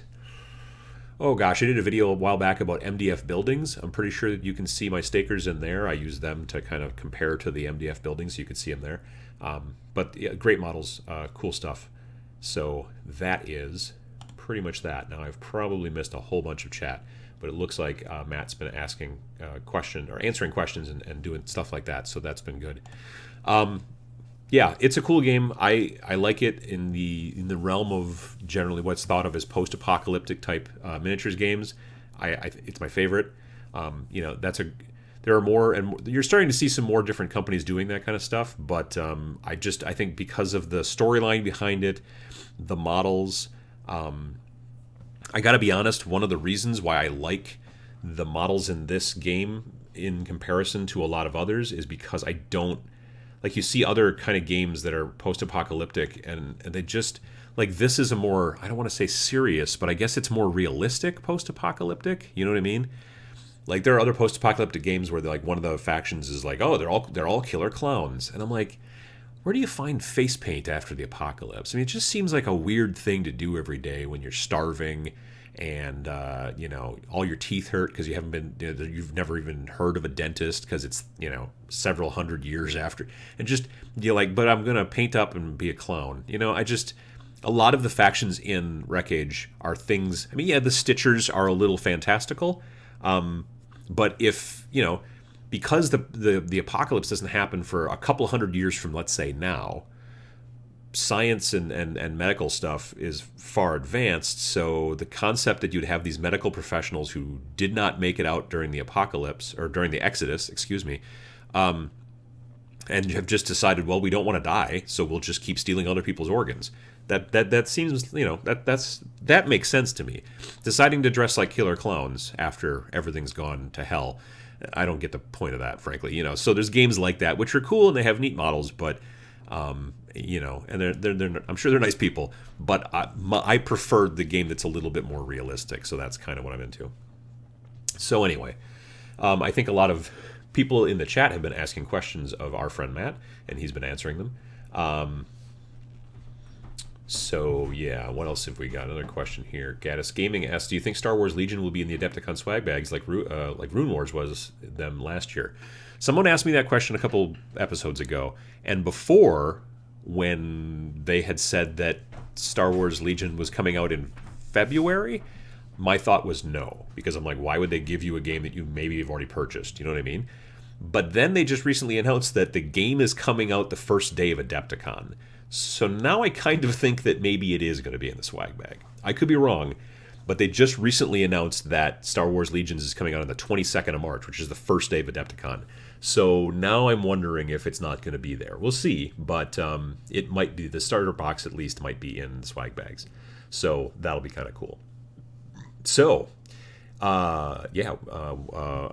Wreckage is a cool game. And if you were interested in, let's say, I don't know, purchasing not just the new second edition rules, but also all kinds of cool models and all kinds of cool stuff, you could, if you were into that kind of thing, and I think you should be because it's a great game, you could go to wreckage.net, so it's rec-age.net, and you can go there and use the code sepulchral for 20% off, and it's available for the next 48 hours. So basically today and Monday, and I think you could probably maybe even sneak into a bit of Tuesday, and then you'd be able to get 20% off of your order at rec-age.net, rec-age.net. Use the code sepulchral, and then you're set. Matt likes to make the coupon codes words that I have a hard time pronouncing, because that's what he does, and it's fun. Previously, there was a coupon code for Osgiliath, because that's also a word that I have an issue with. It's from Lord of the Rings, in case you're wondering. Sepulchral is a word that is, that's the Sepulchral Guard, the skeleton dudes from Shadespire, that both Sam and I were having problems with. So anyway, use that word. I don't know, double check, hey Matt, does the code have to be all in caps, or does it have to be, the first letter has to be, or what do you got to do there? Let me know in the chat and I'll tell people. I just put it all in caps. I don't know if that matters or not. So hopefully, yes. The noob painter got the joke about sepulchral. I've gotten better. Initially, I could not pronounce it at all, but now I think I've gotten it mostly nailed down. So,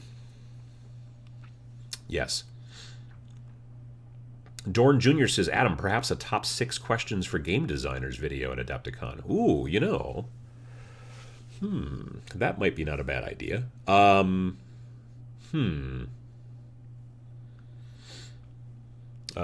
Christopher Setterstrom says, I used lowercase and it passed, as far as the keyword here, sepulchral. So, yeah, you should be good. I think initially it was capital S and the rest were lowercase, but Christopher just said he put in all lowercase and it worked, so you probably put in all, just as long as the word's right, probably the way. If it doesn't work and it comes back and says that's not right, try it again with capital S, lowercase, all the rest of it. But, no, Dorn Jr., that's not a bad idea. Top 6 questions for game designers. The downside is I don't know a ton, other than, say, like, I know Matt and Anton, and I know a couple other people. I could probably get introduced easily enough, probably, so that might be a thing to do.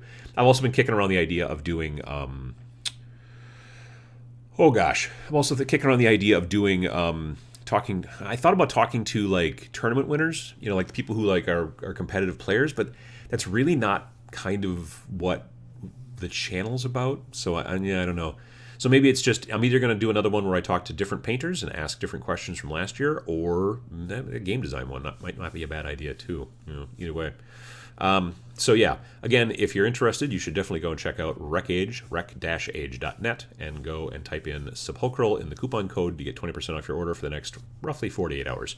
And you can buy the new second edition book, some sweet models, and all this, it's all on sale over there. So yeah, like I said, I'm looking forward to a good friend of mine at work.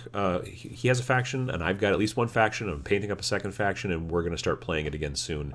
He got to play it over Christmas a little bit when he went back home with a friend of his back home, and so we're looking. I don't know. I'm just looking forward to getting together and doing some more of that. And I am also going to build some terrain too, some post-collapse, post-apocalyptic terrain, Post-apocalyptics? That's not the right word.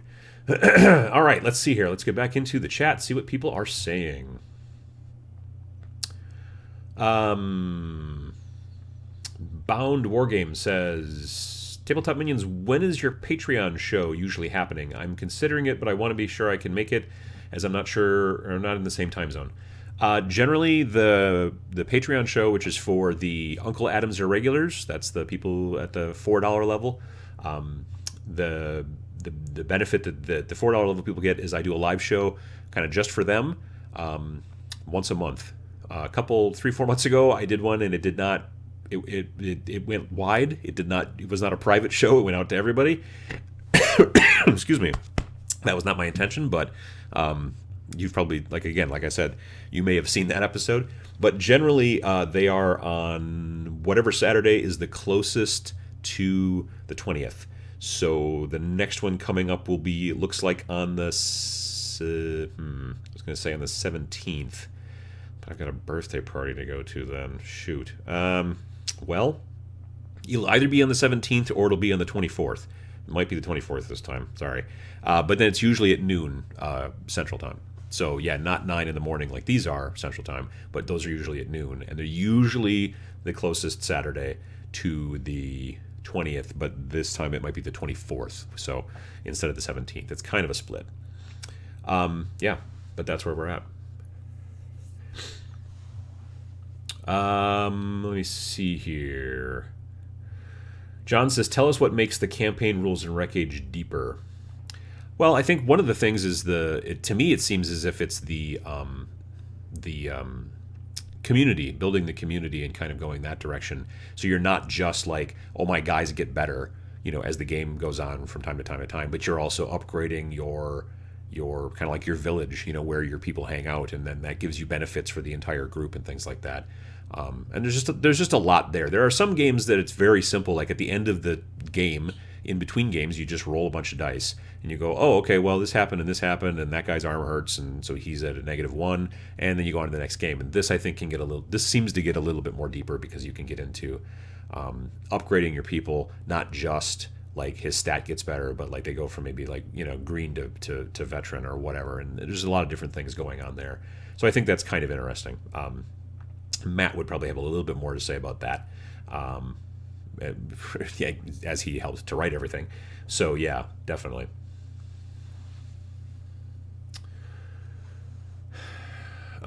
Six Gunner 86 says, new wordplay for Adam, Ushtabi of the Nehekara. I think I got sort of close, but maybe not.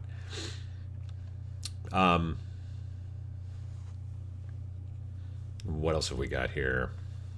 Sam Hinchy says, ask the game designers how and why they choose materials for minis. Yeah, that'd be interesting. I mean, generally, I can tell you right off the bat that metal miniatures are upfront way cheaper to produce than plastic. Plastic miniatures per unit are way cheaper, but to make the mold for injection molded plastic is super crazy, incredibly expensive. Like, the cheapest mold you could probably get away with for plastic miniatures, from what I've been told lately, you're finding some companies that will go down as cheap as maybe $5,000 to make a mold for like a really simple, very small mold. But like big fancy kits like you see from like stuff from Games Workshop and things like that, you're talking about mold prices that can be anywhere from $50,000 to $100,000. Like you look at a big kit like a Glotkin or something like that, that's an incredible amount of money that goes into making those molds.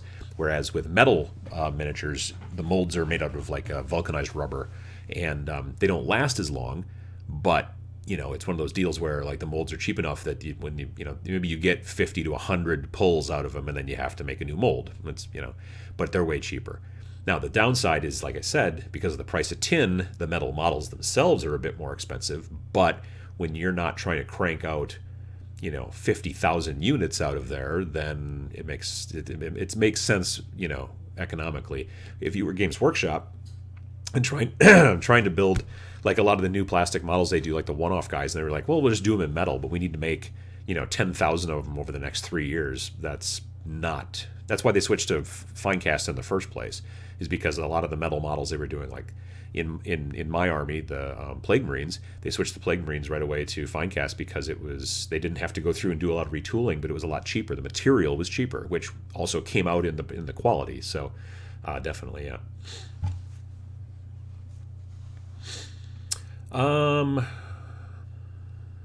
Jesse Daniels says, Adam, when's Fire and Ice? Doesn't that overlap? Well, crap, you're right. Fire and Ice is the 23rd, 24th, 25th. Huh, all right, well, maybe it'll be the 10th then. I don't know. I'm going to have to figure it out. I've got a birthday party I've got to go to on the 17th, which is at noon, which is a strange time for a birthday party, but there it is. Anyway, so that 17th is not going to work. Well, maybe I could. No, I'll figure it out. Maybe worst comes to worst. Maybe I'll do it on the 18th, which is a Sunday. I don't know. Well, I can't do it at lunchtime then. Anyway, I will figure it out. The Patreon live show is a little bit sometimes harder because it's a little bit more variable. But yeah, we'll make it happen. Good catch on the Fire and Ice stuff there, Jesse. That's a good point. So yeah, I'm gonna one thing. Fire and Ice is a small little convention in Manitowoc, Wisconsin, and I'll be there Friday, Saturday, and Sunday this year because Game 4, the app that we're doing, that I'm doing at my day job, we're gonna have a booth there. So we'll be there talking to people, getting people signed up. If you've not heard of it, the app is it's a smartphone app for Android and iOS, and it is something that is designed to connect tabletop gamers. You're able to find gaming events going on in your area at stores, or people who are maybe having stuff at stores that aren't the store owners. Like sometimes people are like, I want to just have board game night at my local store. We're going to eventually basically make it so you don't have to have things only at stores, but we've got a couple of steps we got to get done before we go there. So you'll be able to do it at coffee shops, or some people like to play at bars, and some people have their own clubs and things like that they do, especially overseas.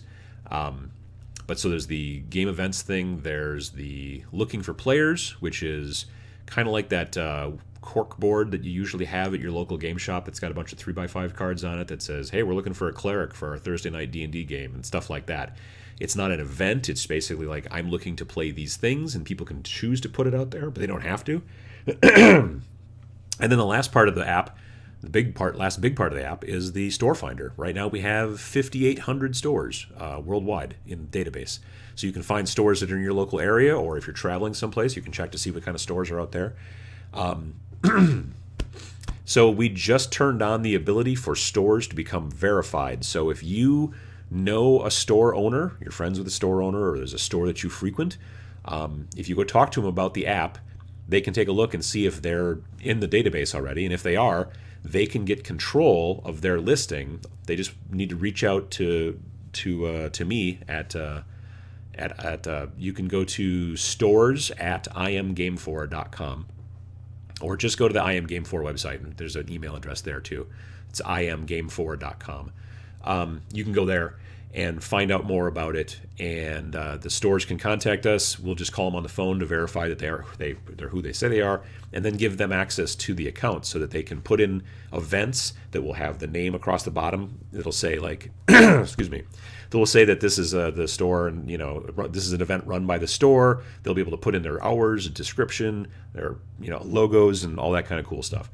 So yeah, we just launched that literally, I want to say on Thursday.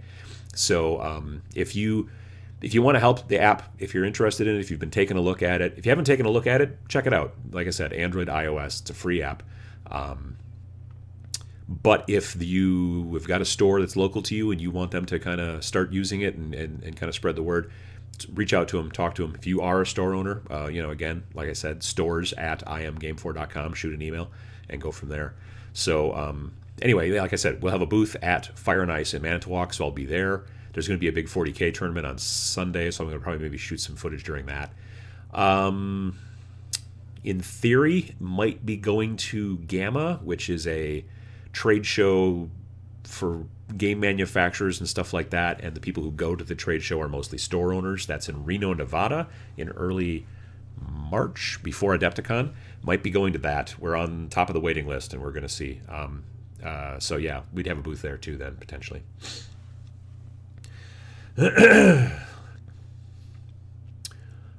Jesse Daniels says, Adam, thinking of Game 4, how did mentioning it at LVO go? Everyone I showed it to was impressed. And I know there was a bunch of times I would be talking to somebody about it and explaining it to them, and then I would watch them download it, as they were, and check it out. I had we had a big media panel on Friday night, and I had a couple, I talked to a couple different podcasters and other channels and stuff like that. They were like, we need to, have you on the show and talk about it. And so that's coming. We've done a couple of podcasts. If there's other podcasts out there or other YouTube channels or other blogs or whatever that you also like who are into tabletop gaming of any kind, not just miniatures. This is for board gamers. This is for collectible card games. Excuse me again. I don't think I have any more coffee. Oh, I do. Board gaming, collectible card gaming, role-playing, wargaming, any type of people who want to talk about that stuff and are looking for content. Again, pardon me. Have them reach out. Have them go to imgame4.com. There's an email address there. They can reach out to that, or they can reach out to me here through the channel, or whatever you want to do. We're definitely we have not started really marketing yet. Like, we haven't done the marketing push. I've mentioned it on this show, I don't know, maybe a month or so back. And we've done one podcast so far just because we kind of know the people. And again, we're just still kind of kicking the tires a little bit. So we haven't started the big marketing push. But just through, like I said, through this show a couple weeks ago, we got about, I think, 1,300 people signed up worldwide so far, different users. So, it's starting to spread, but we haven't even really started pushing it yet. But we're going to start pushing it more, definitely. And so I'll probably start talking about, I'll probably do a video, like a normal Friday video about it coming up soon.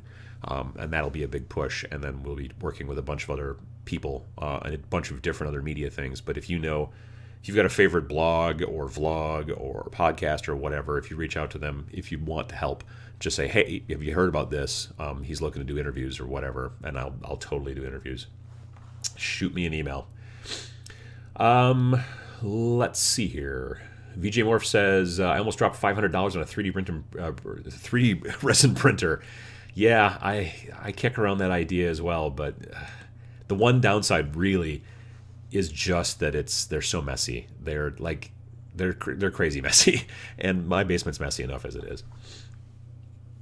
Chris Weber asks, is I Am Game 4 in Canada? Yes, it is. It works actually worldwide now. Initially, we were only going to launch it in the United States, which is why very initially, even though we decided and changed our mind at the last minute, there was a problem where when you wanted to type in postal code, you could only use numbers. We fixed that very quickly. So now there's actually like a full-blown regular search. So you don't have to punch in a postal code or a zip code. You could just like type in Paris, and it would be like, oh, you mean Paris, France, or Paris, Texas, or Paris, Illinois, or whatever. And then you just tap it, and it will go there. And then it will use, you can also set the location services in your phone so that it would do that, and just, so it can just track like where you are and show you the events near where you are. Yeah, definitely. Pitstarter says, having a look at the app. I tried Muster, but they were insisting on accessing your Facebook account for using the app. Yeah, Muster's they're a group out of the UK that are kind of doing this sort of the same thing. They're doing it in a very different way. We like our way better, frankly. But you're right. Yeah, the other downside to Muster that I'd seen when I first tried it out, when I first heard about it, I think I heard about it on Beasts of War, maybe they had like a little short article about it. We just do market research. We want to make sure see what the other people are doing. But yeah, like I didn't even log into it because they only allow you to log in through Facebook, and I don't generally like that. We don't have that. We don't have that idea. We allow you to log in. You just use your email and a password, and then go from there. So yeah, that's kind of where that's at. But yes, Chris, Game 4 is in Canada and pretty much everywhere else.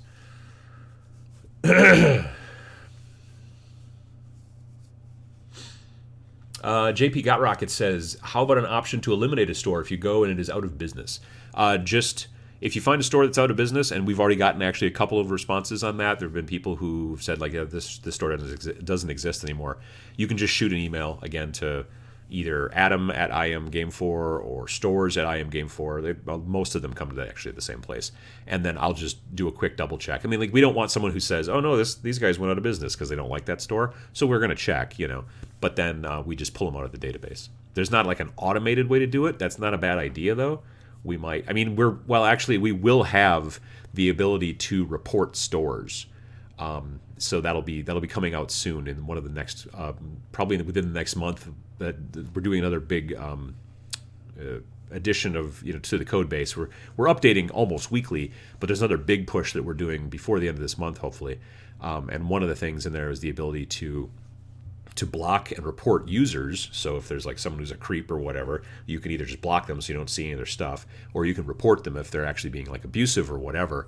One of the reasons we don't have any kind of friends or any kind of thing like that built into the app right now is because that's coming, but it needs to come also with controls for helping to police it.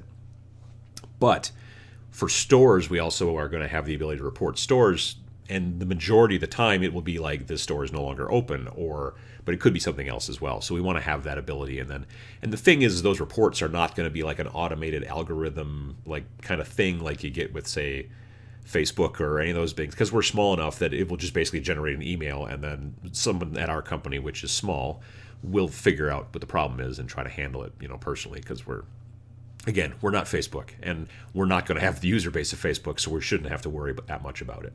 So yeah. JJ says, how was Vegas? Was Bally's still a dump? A little bit. I mean, it was a little bit of a dump. It's fine. I mean, it was the convention area is lovely. Works out great. There are two towers to Bally's. There's the Indigo Tower and the Jubilee Tower. I was in the Indigo Tower, which was older. Probably built in the 80s. Maybe the 90s. Big room. I gotta admit, surprised by the size of the room. But the stuff was kind of older and a bit worn. But again, it wasn't too bad. I'm not there to lounge about the room too much. I'm pretty much there to sleep and then go out and do things. Wash myself. I guess there's that too. And all that stuff worked. So that was good. The bed worked. The shower worked. The toilet worked. It's pretty much all you can ask for. I can tell it was an older hotel room because there was very few places to plug stuff in. It was like built. There was nothing USB anywhere. There was not that many plugs. Like, you go to a newer hotel now these days, and like every lamp has like 5 plugs in it. So you can plug stuff into it, and this didn't have any of that.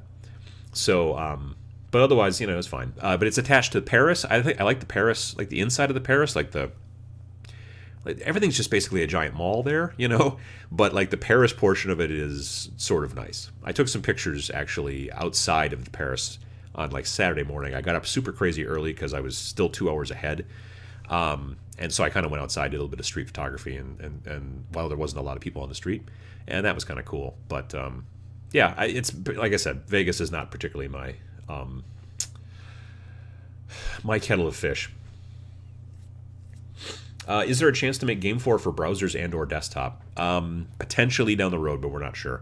The store interface, if you're a store and you get verified and then get access to your stuff, that's all actually done through a browser.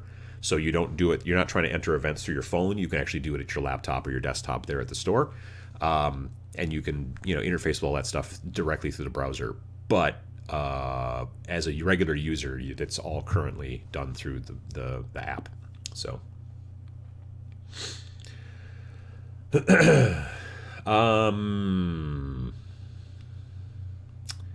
Let me see. We're talking a little bit more about some other stuff that has to do with 3D printers. What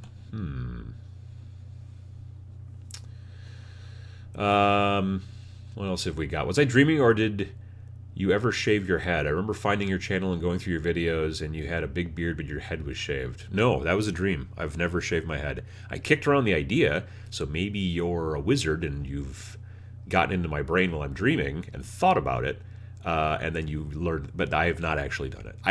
I've kicked around the idea, but I haven't yet. I probably ought to, because it's, we're running out of space up here, but it's fine.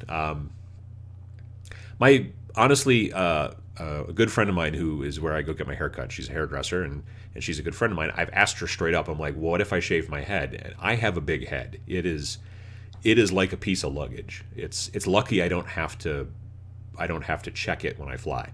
But it's big. And she's like, I don't, if you shave your head, I think it's going to scare kids. I'm like, well, I'm fine with that, frankly. I don't have any kids. And, so that, yeah, I don't know. I have not got any current plans to shave my head, but I've thought about it. I did last winter, my beard, like just this part, I was just growing down. And so it was getting longer, but then I didn't do it this year. Matt says, you can tell Adam loves Las Vegas. It is not my thing. I mean, I'm glad that people go there and have a good time and then they enjoy it. It's not like, I don't know that I would go there. I doubt very highly that my wife and I would go there just for fun. But, as a place to go for the LVO, it was actually, because again, I was mostly indoors, so it was fine. But yeah, it was a good time.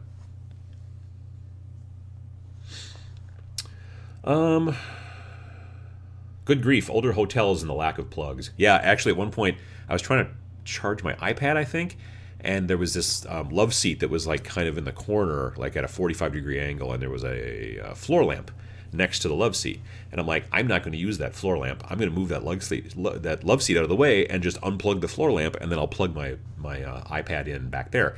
And then I moved the love seat and found out that floor lamp wasn't plugged into anything because there were no plugs behind that love seat. Like, I think when you build stuff these days, at least in Wisconsin, if you build a new house, I think there has to be a plug every 6 feet or something crazy like that. Like, that's code. Evidently not so much there. Like, I had like 2 or 3 things plugged in into the bathroom, like where the hairdryer would go, and I had I unplugged the alarm clock so I could plug my watch in because I charged my Apple Watch and all.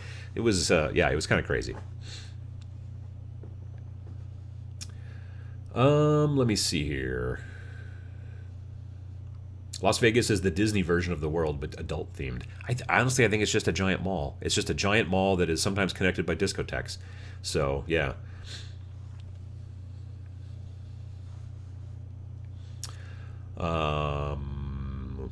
Useful G says, go for it. Adam's skin is in. That's going to be a lot of skin. I don't know, man. Malev says, hey, Malev. Says, can confirm an Adam's head size. It is large. Yeah. There's a picture that Lise, she's the PR person from Shapeways, and I hung out with her and a bunch of other people at Shapeways at Adepticon, and there was a picture that she took with me, her, and Andrew, and just it's on her Twitter, and yeah, it was just surprised by it. I was like, wow, I'm taller than both of them, but also I have a large head. Let me see here. Josh McCarthy says, I just started letting my hair grow back out from shaving. Figure I have a few years of hair left. Might as well enjoy it. Yeah, we'll see how it goes with me. Hoth Rebel 86. Is augmented reality the next big thing in wargaming? Well, I still wonder, frankly, because where we're at right now, I did the video about like augmented reality type stuff a while back, earlier this summer. Since that, there's somebody who made an app, an augmented reality app. I don't know if you can get it on Android, but I know you can get it on iOS, that is designed for teaching you. You should not use it during a game. It's a teaching tool for X-Wing, Star Wars X-Wing. And what it does is that you look through your phone, you have the app on, you look through your phone, and you point to certain ships on the board, and you tell it what type of ship that is. Oh, that's an X-Wing, that's a TIE fighter, that's a Hawk 290, whatever. And then it superimposes over the board where it could move, potentially, based off of its dial, right? So you look down at it, and you're just looking around and stuff with your thing, and then all of a sudden it's like, oh yeah, here's the whole potential move area you could make if you did this, versus if you did this, versus, whatever. And so you can look at it and go, oh, okay, well, I could do this. And again, it's supposed to be a teaching tool. If you started pulling that stuff out, like at a local tournament, they would probably kick you out. But that type of thing is very interesting to me as a wargamer. The problem is that most people do not want to sit there and just look through their phone and go, oh yeah, there's that game, The Machines, is a really cool thing that looks like a war game on a table because it's an augmented reality. I wish it was turn-based instead of, and I'm sure somebody else will make a game like it that is turn-based, which will be more like a war game. But most people don't want to sit there and look through their phones. Now, that being said, if any of you are bored, what you should do is do a Google search for a company called Magic Leap. So it's magic, like you're a magician, and leap, like what a frog does, Leap. Magic Leap is a small company that you've possibly never heard of that currently is worth $4 billion because of investors and is about to release something that is an augmented reality kind of headset thing, and it projects directly, I think, onto your retinas or something, but yet you still see, it's not like goggles like, like Oculus Rift. It's like you're looking around and you can see things that you're seeing, but then stuff is superimposed over it, and it's not that dumb little Google Glass thing. It's the reason that they have so much money is because they invite people in, like big, rich, investor type people like, if you're into video gaming at all, like especially PC gaming, there's a company called Valve that makes Steam, which is like the big digital distribution company. And the guy who runs Valve, his name is Gabe Newell. And evidently Gabe Newell came in.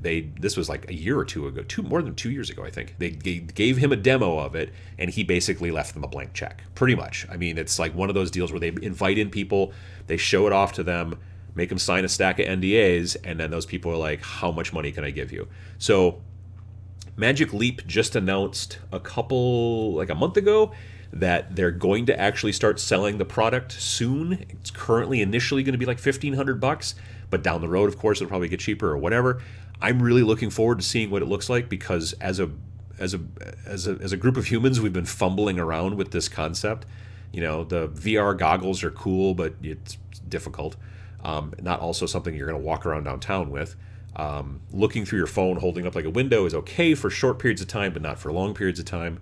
Microsoft made something called the HoloLens, which was augmented reality, but it had this huge headset, made you look like a dork, and also, which, I'm fine with looking like a dork, but it also has a very narrow field of view. Like, you can see cool stuff, but if you look this way or this way, you don't. It's just like a line.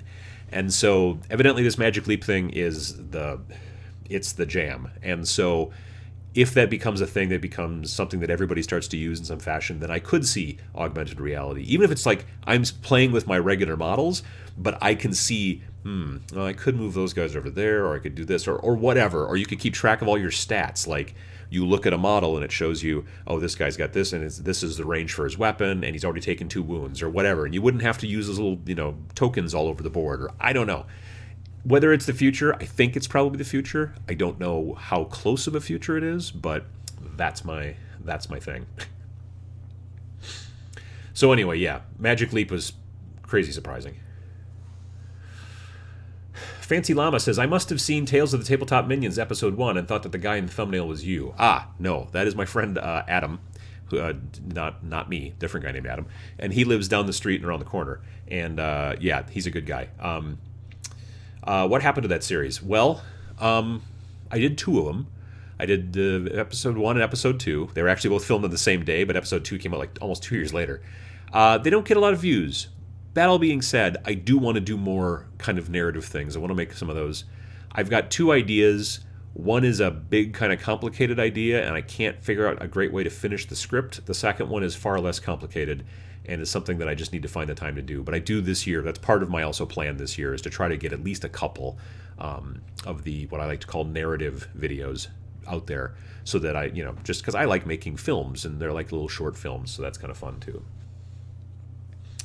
DJ Todd P. Harris says, what is augmented reality? It's like virtual reality, whereas virtual reality is like a goggles and everything is virtual. Augmented reality is you're still seeing reality, but stuff is like superimposed over it, that kind of thing. Like if you ever played Pokemon Go, technically when you're trying to catch the little Pokemon and you can see like your living room and you're trying to throw the little ball on his head, that's kind of technically augmented reality. Most augmented reality these days is handled by looking through the camera on your phone onto, whatever your surroundings, and something is superimposed onto it. That's what augmented reality is, or AR. Let me see here. What else have we got? We're just about done. Matthew Sears, he's answering a bunch of questions, which is awesome. Rulers in ancient times wrote in messengers' heads, who therefore let their hair grow, and when they reached their destination, the receiver shaved their heads and read the message. Huh. Well, I'm not going to do that. But, I mean, no. I would not be able to keep a message very secret at this point. But, yeah, that's interesting. Interesting. Ruben asks, have you talked about the Necromunda squat already? I just mentioned at one point that I had seen the video with Duncan and that other guy, and there was something to do with a clock. I didn't listen with the sound on. I think I was at work, and I just saw that it like went by in the Facebook feed, and I watched it. I'm like, oh look, a squat. So that's interesting. Why did GW get rid of the squats in the first place? Like, they seemed like one of the coolest armies. I don't know. I have no idea why they did that. Yeah. Useful G says that the Magic Leap releases at the same time as Ready Player One comes out. Coincidence? Potentially. Ready Player One, for those of you who haven't heard, is it's a book that was pretty good. I liked it quite a bit, and it's very interesting. If you get the chance, you should either read it or you should listen to it, like on some sort of audiobook thing. I know on Audible, it's read by, what's his name there? Will Wheaton, I think, if I remember correctly. It was really good to paint to. I really enjoyed it. And then Spielberg, it turned it into a movie, which is coming out this year. But yeah, pretty interesting.